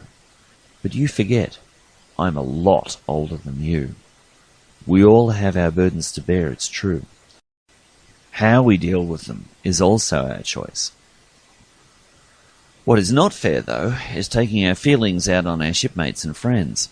We all deserve better, and if we're going to get along as a Starfleet family should, we must give each other the best of ourselves instead of the worst. I have always endeavoured to do that for you and the crew. I would appreciate the same in return." Dahlia sat on the chair, not knowing what to say and realizing she didn't have to.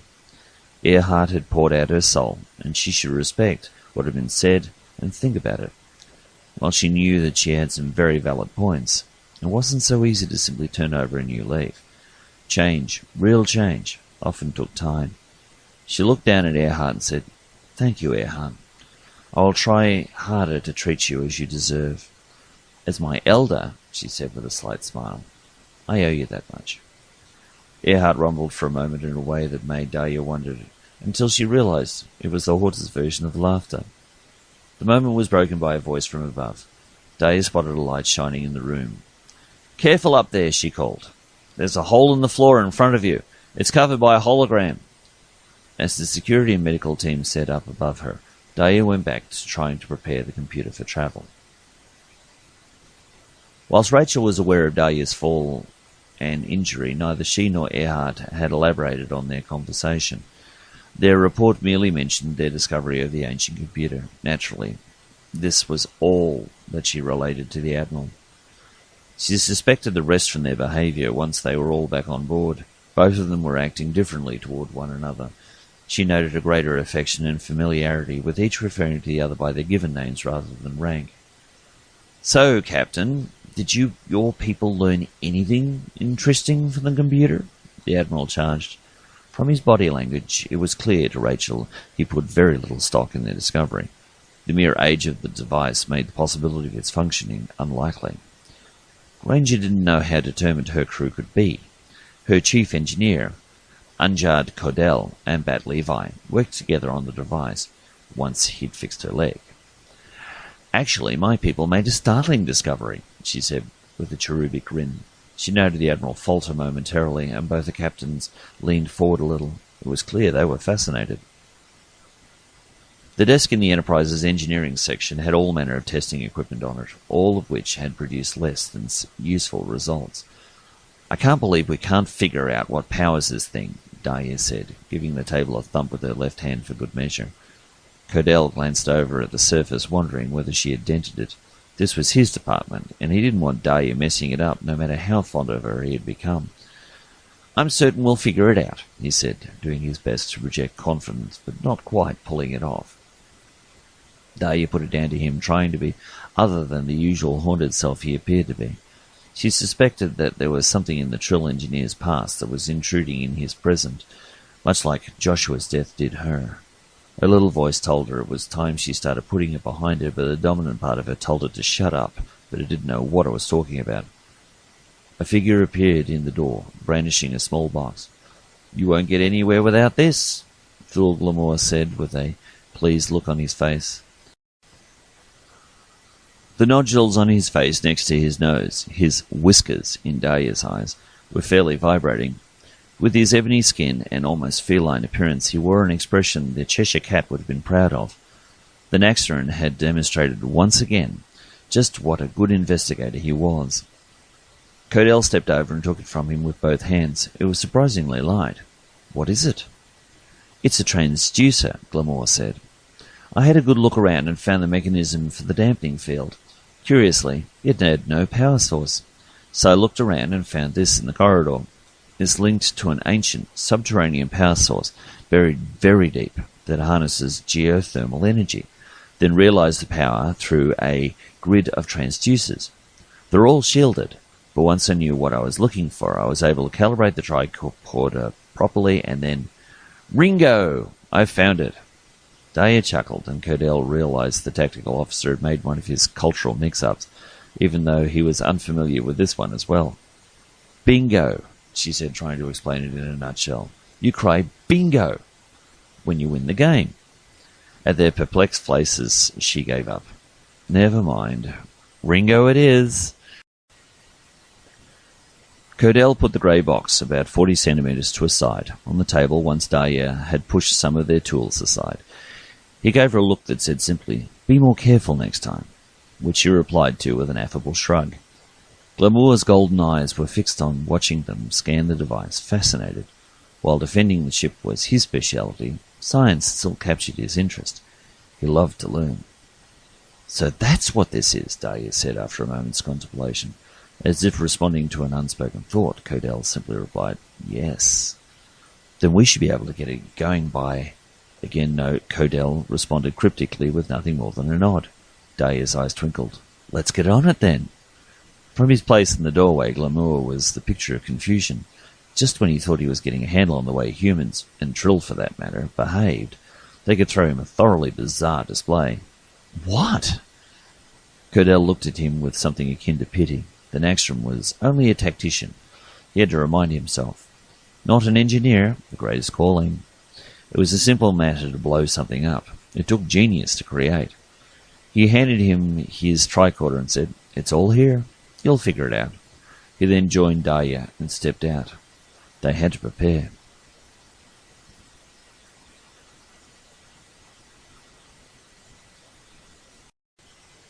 Dusk was falling in Pegasus, and the landing party was faced with a conundrum. with the reports reaching Rachel's ears seeming to confirm her notion that these people were some kind of unwitting colonists from Earth, they had still yet to prove the hypothesis. "I need a DNA sample," Stern said as they walked along the middle of the street. As surreptitiously as they could, they watched to make sure their conversation was private and fell into silence when someone came near. "How are we going to get one without someone asking?" Samir asked. "It would be a little weird to ask someone for a blood sample." Rachel brightened. "What about hair?" Joe gritted her teeth. "Unreliable. I'd need one with a still-living follicle." Tyven looked off into the distance and considered the graveyard. "What about from a corpse?" The thought gave the doctor pause, and she stopped, considering. In the end, she discounted it. "I'd still need a fairly fresh sample. Even buried, a corpse here would deteriorate fast. It doesn't take long for DNA to start breaking down." She shook her head. "No. I need a complete sample. I need a living specimen, preferably in my sickbay where I can do a complete workup." The captain balked at that one. "Not a chance. Even if these people are some kind of human hybrid, the fact is they are a living, breathing culture that deserves to make its own destiny. Taking one of the locals up to the Enterprise could destroy everything." Uriel felt like a ghoul suggesting it, but he felt they should explore every option. "How about we snatch one of the recently deceased from their hospital?" The notion left a bad taste in everyone's mouth. Stern defeated the notion quickly. "There's nobody in there who's going to die within the next 48 hours. Some of them are riddled with cancer, but they're hardy people. They're not ready to meet their maker yet." Rachel noted her friend out of the corner of her eye and wondered at the doctor's unspoken message. "Not if I have anything to do about it." Would she have to keep an eye on Jo, to keep her from interfering with these people? She noticed Samir was looking over her shoulder with a vague smile on his face. She knew that look. He was up to something. "What is it?" His smile became a broad grin as Rachel turned and saw what he was looking at. "Oh, who's the best candidate for this mission?" The others shared a look and returned their gaze back on her. The captain had already known the answer to her question, but had hoped to find a volunteer. She scowled at them good-naturedly and said, "Cowards. Next time, it's your turn."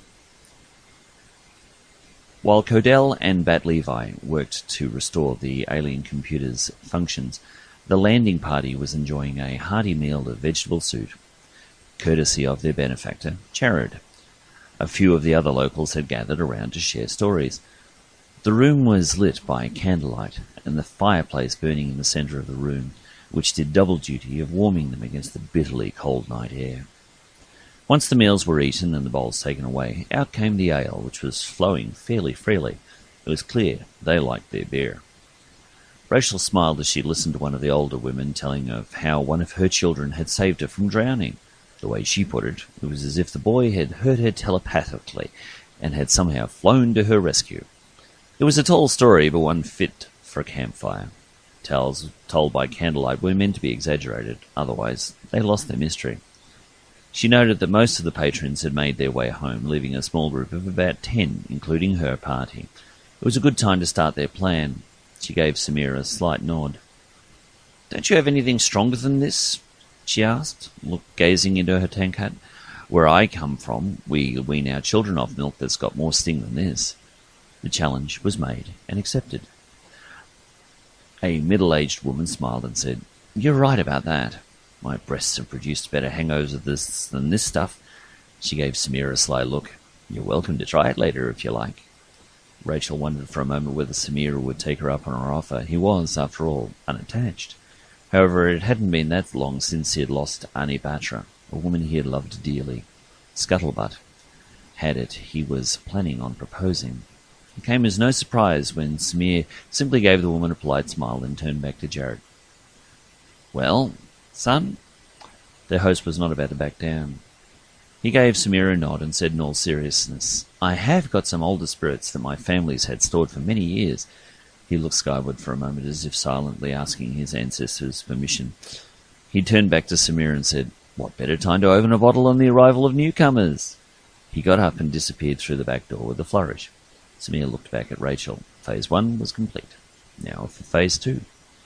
Jared reappeared within moments, and the locals who were gathered took in a breath of expectation. It was clear that there was something special about the contents of the 2 bottles he was carrying. He placed them on the table, then retrieved 20 shot glasses. Joe looked at them with open amazement. Were they all going to share? It became clear when they were evenly divided between Rachel and Jared.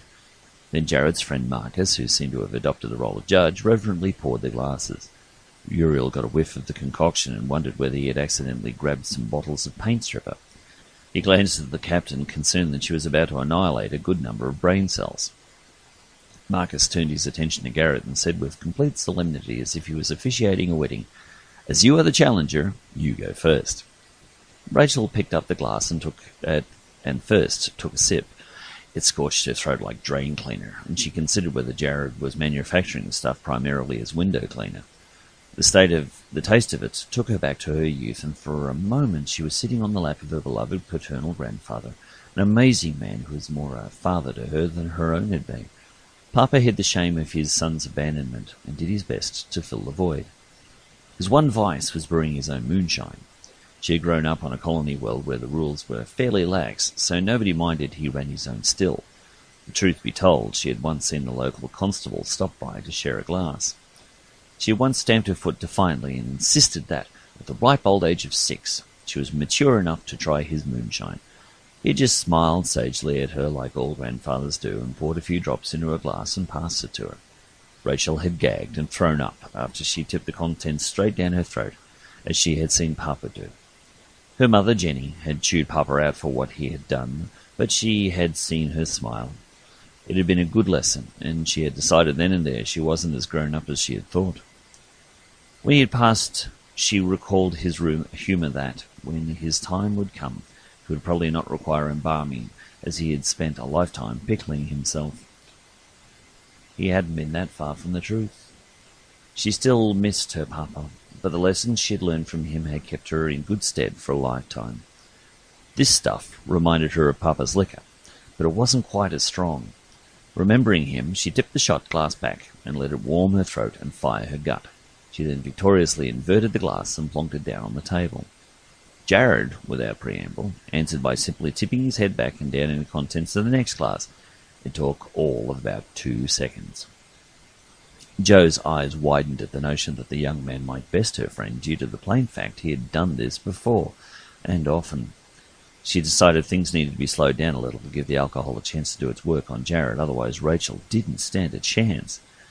"Jared," she said with a grin, "did you hear the one about the horse that went into the bar for a drink?" The bartender said, "Why the long face?" The joke brought a gratifying laugh. Joe wasn't the best at telling jokes, but at least there was a good chance these people didn't know all the ones she did. She glanced at Samir, and he got the message. Keep them coming. Halak came back with a gag about a blind farmer trying to milk a bull, and Joe decided that her job here was done. She got up as Rachel picked up her next glass and tossed it back. With her eyes skyward, she caught Joe's as she rose. The question was clear in her eyes. "Excuse me," she said amiably. "I'm off to check on my patients." Nobody would challenge a healer and keep her from her charges. They all gave her a friendly smile and bade her farewell. As she stepped out of the door, she heard Rachel slap down her glass as Samir began a new joke. It was a good thing they were distracted. She wasn't sure her friend would appreciate what she was about to do. Trying not to look conspicuous, she did her best to cross the street and remain in the shadows. She passed the apothecary by, slipping out the back, and took out her communicator before ordering up some medical supplies from the ship. Once the required medicines had materialized, Joe padded quietly across the dusty floorboards of the hospital and took a moment in the dark to cool herself. It wasn't that the night air was overly warm, but that her prosthetics were causing her chest to sweat. She pulled out her tank top and fanned her chest and felt a little give on one of her prosthetics. She would have to return to the Enterprise soon to fix it. The door only gave the slightest creak as Joe moved into the hospital ward room. Working from an almost eidetic memory, she began administering to her patients in the dim candlelight. Around her, everyone slept, their breathing sounds quiet in the dark. She noticed that none were snoring and attributed it to their enhanced nasal passages. Quickly moving from patient to patient, Joe adjusted her medications and quietly injected them with her hypo-spray, praying the sensation would be missed by all. Her luck held out, and within an hour her job was done. Jo looked back at her patients with a slight smile before letting herself out, an angel of mercy who sought no thanks. Prime Directive be damned. Nothing would come between her and her oath. The trick was remembering not to break the 11th commandment. Thou shalt not get caught. When Jo returned to the table, things weren't going so well for Team Enterprise. Rachel's slack face and blurry eyes told her all she needed to know. The captain was not only inebriated, but barely conscious. She looked at Samir, who gave her a slight shrug.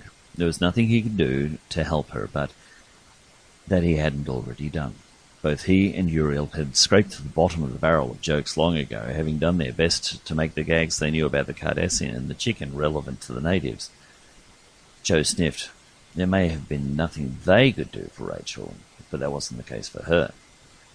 The place to Jared's right was vacant. The unassuming man thought nothing of Jo taking the space.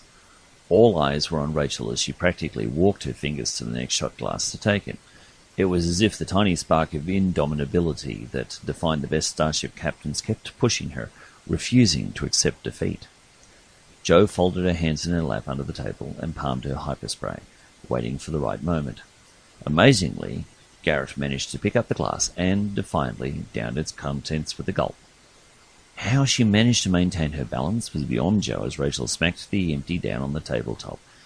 1 of 15, she counted. The doctor watched as Jared casually picked up the next glass and downed its contents, placing the empty next to the rest of his own. Marcus gave a yelp of excitement as Jared kept going on like a train, and, during the noise of cheering, Jo struck and injected the mild sedative into the young man's leg. Fortunately, although he was outwardly coping, the young man was practically numb. He didn't feel a thing. Both Samir and Uriel recognized the slight sound and shot her a knowing look. However, Marcus, who was the only other local remaining given the late hour, missed it. Rachel was past seeing or hearing anything but the next glass, which she stubbornly grasped and downed, feeling like she was floating in space, and mildly curious why she wasn't wearing a spacesuit. She managed to return the glass as the drug took effect. Jared's eyes glazed over and he slumped forward, face first, onto the table. Stunned, Marcus tapped his friend on the shoulder, trying to rouse him, but he realized after a moment he was down for the count. Reluctantly, he declared Rachel the winner. "Congratulations," he said half-heartedly, instinctively knowing foul play had taken place, but completely in the dark as how it might have been performed. He was far too polite to make an accusation without any evidence, and the fact remained it was clearly 4-1. He looked down at his fallen hero and then up at Samir sheepishly. "Can you give me a hand to get him up to bed?" The newcomer gave him a polite nod, and they each took an armpit. Marcus would have asked Uriel, but he was uncertain whether he could shoulder the weight. It took them only a moment to navigate to the stairs, and once the men were out of sight, Jo injected Rachel with a compound that would negate the alcohol's effects. The captain would be sober sooner due to her ministrations, but she could not help but add, "I never took you for a two-pot screamer, Rach." Garrett gave her a bleary-eyed glare, and, with the doctor's help, they followed the men upstairs. They reached the door in time to see them unceremoniously dump Jared into his bunk and throw a blanket over him. Jo thought for a moment their behaviour seemed uncaring, but she had to remind herself they were men and not given to outward displays of affection. Jo noticed the leg was still protruding from their blankets, so she couldn't help but step forward, adjust the man's body, and tuck him in. She brushed a lock of hair out of his face, and with her back turned, silently mouthed, "Sorry." They left Jared and stepped out into the hall. Marcus bade them all good night, as he knew they were to stay there the night, and he made his way downstairs. Once they heard the front door closed, they returned to Jared's room. "Can't believe you cheated," Rachel said quietly, scolding her friend. "I had him on the ropes." While it was unseemly for the men to tell their captain she was delusional, Jo did it for them. "I don't know where you were drinking tonight, Rachel, but Jared had you dead to rights. If I hadn't injected the boy, you would be the one being carried, and he would be toasting his success with another beer." Garrett gave her a shrug. "Maybe." Samir chuckled, but quietly shut up when Garrett glared at him. He diffused the situation by taking out his comm badge and tapping it. "Al-Halak to Enterprise," he said. 5 to beam up directly to sickbay. Within moments, Jared was tucked nicely into Stern's diagnostic couch, her scanners working fast to analyze every inch of their visitor. She was in such a hurry she didn't bother to change, much to the rest of her staff's amusement. The sight of their scantily clad crewmates was going to be fodder for discussion for some time to come. As Garrett had no intention of returning to the planet, she'd turned to leave, but Stern waved her to stay. "Don't be in such a hurry to get rid of those," she said, prodding her in one of her fake breaths. "If we're not there in the morning, we will be missed. The mystery could cause problems, especially as I'm not finished with my patients." Rachel gave her a curious look as she wondered what the doctor had been up to. However, she had absolute faith in her friend and decided to let it go. "All right, Doctor," she said, her language becoming more formal now they were back on the Enterprise. "Have you found anything?" As she spoke, a display unravelled on the wall screen, a familiar double helix that unwound as she watched. "Computer, overlay a baseline of human DNA for comparison and highlight any differences." Stern was in her element and delighted with what she was seeing. "Working." As the computer did her bidding, Jo began reading. She took Rachel by the arm and pointed at the corner. "You see, Rach," she said excitedly, "they've got the same base pairs as us." "So do a lot of humanoid species," the captain replied. However, her tone showed she was catching the bug. Jo elbowed her friend in the ribs good-naturedly. "And most of those have been demonstrated to have been transplanted there from Earth some time in the past." Rachel sighed. She wasn't sure about the theory that a mythical race known as the Preservers had seeded not only humanity but terrestrial flora and fauna throughout the galaxy in an effort to save them.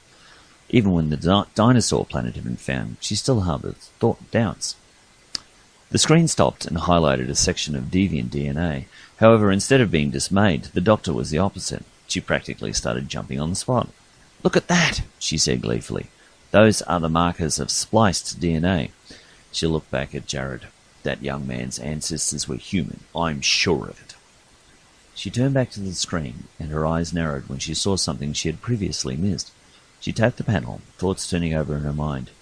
"These aren't going to last," she said finally. Rachel looked up at the screen, needing Jo's guidance. "What do you mean?" Jo looked her in the eye. "The DNA that's been added isn't going to last. It's beginning to fail like a donated organ in an incompatible host. Eventually it gets rejected." She turned back to the screen and ran her finger over a section of helix. "The original DNA is still here, and will reassert itself in a generation or two." Her tone softened as she realized. "If it hasn't already." Garrett needed to be certain before she continued on her course. "Are you certain these people were transplanted from Earth?" she asked, using her official captain's tone. She was seeking a report she could rely on.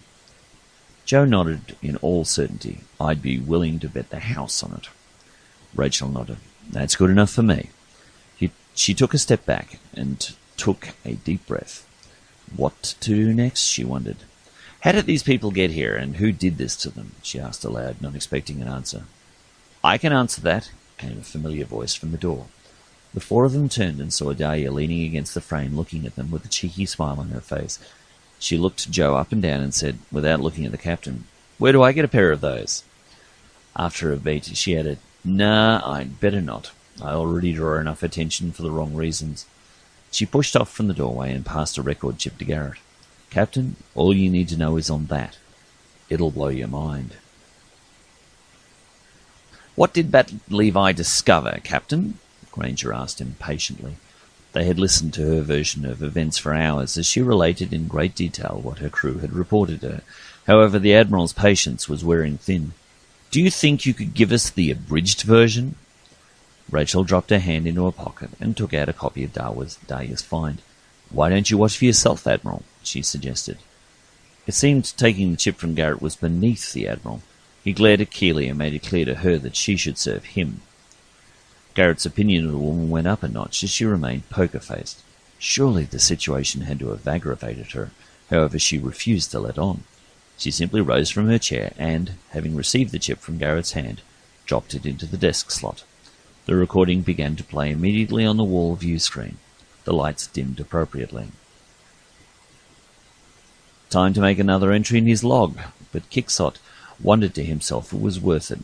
He was a stickler for the rules, a character flaw, he thought. It seemed to get him into more trouble than if he lied like so many of his contemporaries. He had a solid belief that only in truth could life be lived in a way where discoveries could be made and truly enjoyed. It was like cheating in a game of hak tukit. If you had to cheat to win, where was the challenge? The reward was undeserved and not as sweet. "Computer, begin recording," he said. "Already recording," it replied. Quixote frowned. Had he forgotten? Never mind. The test results on the latest batch of humans from Earth have proven fruitful. The cell builder transplants have been successful, giving them increased resistance from the sun's harmful rays and have made them more aesthetically pleasing. 2 nostrils and breasts were, he shivered reflexively, repulsive. That has been corrected, and the newcomers are better settling into their new homes. While they initially resisted resettlement here, when it was made clear they would be able to enjoy the same rights and privileges as ourselves, once they were altered, they relented. Oddly, some of the human males seemed to like the notion the females were going to grow 2 more breasts. How odd. He shrugged, a human affectation he had picked up from them. It wasn't the only thing he knew. His tone shifted as the melancholy he felt showed through. Unfortunately, peculiar behaviours are not the only thing the humans brought with them. If only we had decided to face the evils our failing sun was dooming us with, without involving them. It wasn't their fault, but their presence here has done nothing but complicate matters. He sighed. The sadness he felt threatened to overwhelm him, but he refused to give in. They were going to solve the problems of their world. As long as someone fought, there was always a chance. Quixote rubbed his nose, which had been running for a while, and tickling his upper lip. He looked at his yellowish skin and wondered at the pallor. He seemed to have lost a bit of colour. Damn that common cold, he thought. Why had they not been more careful with which humans they chose? I only wish we were as advanced in virology as we are in other areas. Our world has been overly generous to us by providing relatively few diseases for us to battle. We have managed to get by without having to eradicate them. A pity. Our people have gone to the stars, and instead of colonizing other habitable worlds, we've been arrogant enough to think we should fix all our own problems, as if we could. The sun's increased radiation cycle has been making it intolerable for us on the surface. The modified humans can take it, but not us. We don't mind messing with their makeup, but we won't touch our own. We've signed our own death warrants with our hubris.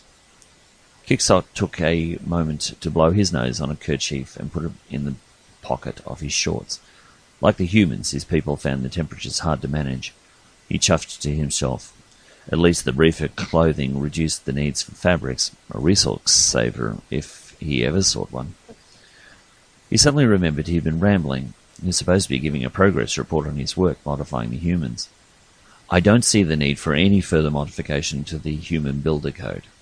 As it stands, this species is capable for mating with ours, even though they seem reluctant to.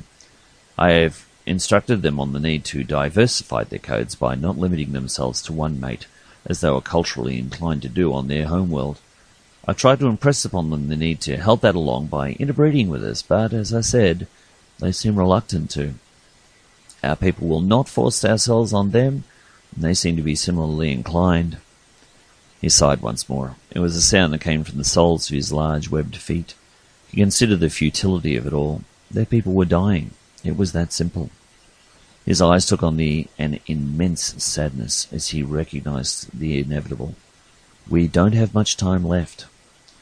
It was hoped the humans could help our culture continue by injecting new data into our worn-out builder code, but that seems to have failed. The sun is killing us slowly with cancers, and now we have this outbreak of what the humans call the flu.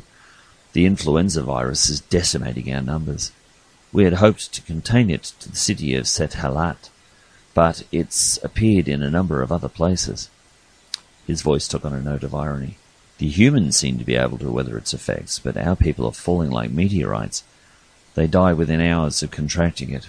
Our lungs fill up with fluid, and we quite simply drown. Quixote coughed then, the sound surprising him. He felt odd, and he was sweating. Strange. The complex's air conditioning was usually reliable. He ran his 6-fingered hand over his forehead, and it came away damp. He was running a temperature. It wasn't just a cold he had. He knew it instinctively. With the knowledge that the end was near, he said, "We brought this on ourselves. The people will die. I just hope the humans survive. They didn't ask to be left alone here to fend for themselves, but they have proven to be very adaptable. Perhaps they will yet prevail. I can only hope that those who were quarantined on the ship make it off planet before they're infected. Maybe they'll be able to continue our culture elsewhere. Who knows? Quixote paused, then added, "Time to die. Computer, cease recording." Garrett had seen the video before and was ready for the profound sense of sadness that was shared by most of her fellows. She knows Keeley was affected, and even Sparky Skylar seemed to have felt something at the passing of a species. She noted the Admiral was completely disaffected by the recording. It seemed to him to be nothing more than a weather report on Pluto. Cold. That was what fairly radiated from the man. Complete indifference. Even given the evidence presented, I am anything but persuaded at your decision following this revelation, Captain. Garrett noted he used the word like an insult. Your actions have changed the course of life for the people of Persephone, he charged. They are a violation of the Prime Directive. Rachel's patience was wearing thin, but she managed a wan smile. Admiral, we have just witnessed the final testament of a species that died out centuries ago due to bad choices and an indifferent sun. Irrelevant, the Admiral stated. To Garrett's surprise, Keeley spoke up. Are there any bad choices you've discovered that you haven't mentioned yet? The Admiral glowered at the board member, but kept his silence. She was well within her rights to ask the question. Garrett turned and addressed her directly.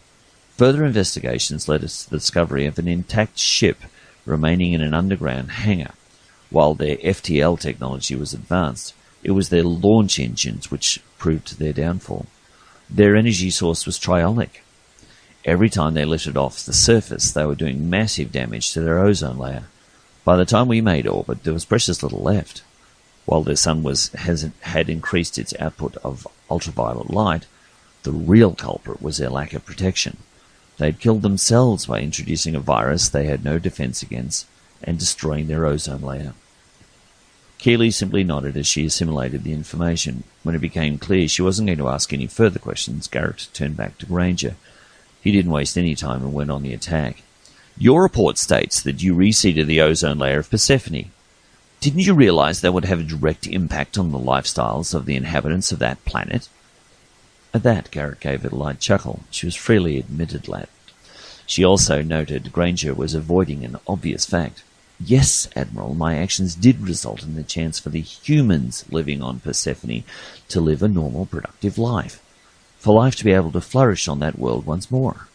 Granger stooped over her and pointed his finger in Rachel's face. The challenge was clear. You interfered with the natural course of their evolution. Evolution? Rachel had had enough. If evolution is the god that we worship in the Federation, then we're in deep trouble, because all it is change. Cultures change, yes. People change, yes. Do humans learn to overcome the harmful effects of massive doses of ultraviolet light in a generation? No. The Admiral shrugged dismissively. Perhaps it's simply their time. She took a quick breath and continued. The problem with that thinking is that evolution has no soul. It has no heart. It's mindless and directionless. Too many people worry about whether a race should grow or not, whether they will have a positive role to play. They have a role to play, their own. Do they have a right to play it? Who are we to say no? She turned and addressed the rest of the panel. What we're asked to do in situations like these is to sit back and hope random chance will work in the favour of those who are observing. Keeley put up a finger. Are you advocating abandonment of the Prime Directive, Captain? Rachel shook her head. Absolutely not. But using it as an excuse for acts of moral cowardice is wrong. If we can save a race from extinction, like the people of Persephone, shouldn't we at least try? Naturally, do it in such a way as not to interfere with their social structure and beliefs, but if a comet is going to hit a planet of 3 billion people living in the Middle Ages, should we allow it to hit just because they haven't invented warp drive yet? Granger came and rudely stood between them, forcing Garrett to address him directly once more. You digress, Captain. You reseeded the planet's ozone layer and changed the conditions under which they live. You never gave them a chance to overcome it and grow from the experience. Garrett looked up at him coolly and said, "Do you know how long it's been they've been going through these cycles, Admiral? 600 years. They breed like rabbits to repopulate after each cycle, but it's a war they're losing. Each time there are less and less of them. They spend so much time and effort rebuilding after each blast from the sun that they don't progress at all. If anything, they're going backwards. Rot." Garrett shook her head in wonder at his narrow vision. "You weren't there, Admiral. The people of Persephone are good people, creative, generous, helpful, friendly, even imaginative. However, they've forgotten how to make glass. It was lost recently when the last glassmaker died without leaving an apprentice. Without him, they can't create sunglasses to save their eyes, the principal cause of death on Persephone." At that, Skylar scoffed, much to the Admiral's amusement. "How can blindness kill a man?" he asked with his nasal pinch. She had an answer for that one. They go to the hospital at first, but when it becomes clear that someone can no longer help themselves, they walk out into the desert to die. They don't want to be a burden to anyone. She turned to Keeley once more. "The hospital we saw was nothing more than a waiting room for the dying, than a place to find healing. They go there for a time, and, when hope is lost, they go on their final walk." She turned back to the Admiral. "Their chemist doesn't know how to make lotions to protect them from the sun, and their brief clothes they wore, just to keep cool, just made things worse." Once more Granger shrugged. "You should still have left it to them to find a way clear." Rachel looked at the Admiral in wonderment. "There were no other options. They were dying. Another cycle, and there wouldn't have been enough people left to support a viable genome.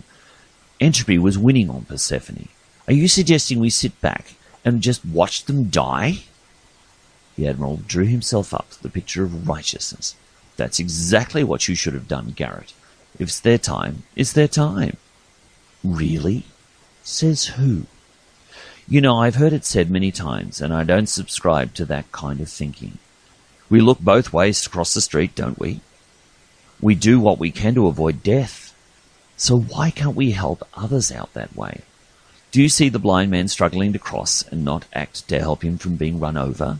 Of course not. In the case of the people of Persephone, we found a group of kidnapped humans struggling to survive in a hostile environment. Blood called out that we helped them, and that I did. We gave them a home that wasn't about to kill them. That's all. The rest they will have to do on their own." Granger was like a dog with a bone and refused to let it go. "You still changed the conditions that they lived under. Didn't the video message mention that the aliens altered their DNA so that they could survive in the new environment? And with all their alterations, why do you keep insisting they're humans?" At that, Rachel actually smiled. The racism on display was appalling. "What difference does it make, Admiral? If they were human or Danubian slime devils, I would help them. However, you do bring up a good point. I called them human because Dr. Stern was right. The alien DNA that had been grafted in was being rejected and replaced with good old-fashioned human DNA. While we were there, Dr. Stern helped deliver a baby that was born with only 2 nostrils and mammary glands. The new generations are reverting to the original genome." Keeley saw the connection. So instead of becoming more resistant to ultraviolet light, they were becoming more susceptible. Yes. She turned to Granger and made one last appeal, but it wasn't him she was hoping would hear. The people of Persephone needed a big sister to come and help them out, to give them a quiet helping hand to keep them going. Someone to show them some charity, not indifference that would have let them die. We did that and left them with hope for a future. I'm proud of that, and I hope one day I'll be able to return there and find a thriving culture ready to rejoin the human race." Granger stood there, a man on a mission. He glared at Garrett, a man who believed he had all the cards to win against a person he clearly couldn't stand. What she had done to offend him, she couldn't fathom. "You freely admit you interfered. You broke the Prime Directive," he charged. Rachel looked up at him and said, "Yes, I interfered and saved a people from certain destruction. I gave the Prime Directive a chance to work in their lives. I did not break it. That's not the way I see it. Rachel gave him a dark chuckle. That has always been clear, Admiral. Granger stepped back and addressed the rest of the board. In this matter, I find that Captain Rachel Garrett is guilty of breaking the Prime Directive in regard to the people of Persephone. I recommend she be sent to trial. He looked down at Schuyler Grant and said, What say you, Captain Grant? To his credit, he seemed reluctant to agree. As the Admiral glowered over him, he relented and said, Agreed. He turned to Keeley. He needed unanimity in cases such as this due to the severity of the crime. What say you, Captain Keeley? Keeley was clearly troubled. Her eyes seemed trained on a corner of the room away from the Admiral, so she wouldn't have to look right at him. I recall some ancient wisdom, Admiral. To whom much is given, much is expected. With great power comes great responsibility. When is the legal thing not the moral thing to do? She glanced at Garrett and then looked directly at the Admiral. As a captain in Starfleet, I am duty-bound to respond when I receive a distress call, to answer it and do all within my power to help. But what if those in need can't ask? Should I keep on going by and do nothing? Did the Good Samaritan stop and ask permission of the broken man on the side of the road if he should save his life? No, he did not. He acted out of a heart of charity and made a difference that we still hold up as an example today. The Admiral glowered at her as he could see where she was going. The story invented by Jesus Christ and told second-hand by his disciples is hardly admissible. Keeley's eyes widened as her eyes were opened to just how miserable the Admiral would become as a human being. Regardless of the origins of the story, Admiral, do we ignore the truth just because we don't like the messenger? She made a decision then, and to hang with the consequences. In this matter of the people of Persephone, I find Captain Garrett's actions warranted, and in no way a breach of the Prime Directive. For a moment, Rachel thought the man was about to have a stroke. His face was purple, as he was apoplectic. However, he didn't say a word. He knew he didn't have to. Sonia Keeley's days of being a captain were numbered. Garrett stood and addressed Granger. Admiral, as the vote is not unanimous, I cannot be formally charged. Now, if you don't mind, I have a starship that needs its captain. We're already overdue for our next stop, and we need to get underway. Again, the Admiral just scowled. Garrett was not intimidated by him, and in actual fact felt sorry for the man. It was clear he had issues. She just hoped he would deal with them before he burned someone else. Finally, he said, Dismissed. Both Garrett and Keeley took this as their cue to relieve. Once in the hall, they moved away from the door at a brisk pace. Around a far corner, Garrett pulled up short and said, Thanks for that, Captain Keeley. I owe you one. Sonia's face softened and some of her youthful beauty showed through. Even though she was only Rachel's age, the burden of command had prematurely aged her. Call me Sonia. She reached out and shook Garrett's hand. You deserve the benefit of the doubt in there. Someone had to give it to you. Garrett smiled in return. Rachel. I don't know what I've done to cheese the man off, but he's gunning for me. Agreed. Both of us now, I think. Sonia gave her a wan smile. Watch your back. Rachel clapped her shoulder. You too. Give me a call when you're next in my sector and I'll buy you a drink. Her new friend's smile widened. You're on. She turned to go and gave her a nod. Take care. Rachel watched her go and then tapped her comm badge. Garrett to Enterprise. 1 to beam up. In the usually dusty town of Pegasus, Jared opened the doors of his bar and stood on the porch gazing across the street. It was raining hard for the first time and he had no idea how long. The road was awash and water was running down long disused gutters toward the lake. It was a beautiful sight. He had no idea how it happened, but he was grateful for it. We seem to be on the receiving end of a lot of miracles of late. Jared turned and gave his old regular a good morning wave. A glorious day to you, sir. The silver-haired gent turned his clear blue eyes to Jared and grinned. Every day is glorious when you can see it, son. He inclined his head toward the horizon and remembered the lovely young woman whose name was Rachel and her friends. Since they came, many miracles had taken place. He had his sight back, as did many of his friends. Those with the cancer spots were healed, and had gone home. To top it off, the sun had stopped burning them. He had no idea how, but he was certain Rachel had done it. He had wondered if she was an angel sent by God to save them. Maybe. If she wasn't, she could certainly qualify as one. After several days with them, they had announced they were moving on. Where to? He had no idea, but it was not their way to dissuade them. He had watched them walk off into the distance, and then, as now, a single tear had tracked down his cheek. They would be missed. John stood up and stepped out into the rain, delighting in every drop that touched his skin. He laughed and put out his palms to catch some and tasted the lovely pure water. After years of bore water, it was pure ambrosia. At the top of his voice, he declared with all the joy in his heart, "Yes, Jared, it's a wonderful day." As Captain Rachel Garrett finished filling out the communique to a civilian contractor she knew for a shipment of cattle, sheep, and a few dogs, she sipped her mug of coffee and considered once more the briefing Glamour had given her. It had illuminated one mystery in this affair. Admiral Granger was her late First Officer Nigel Holmes' godfather.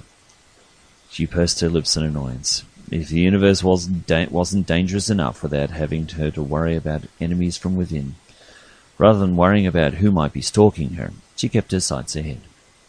Steady as she goes, mister. The end.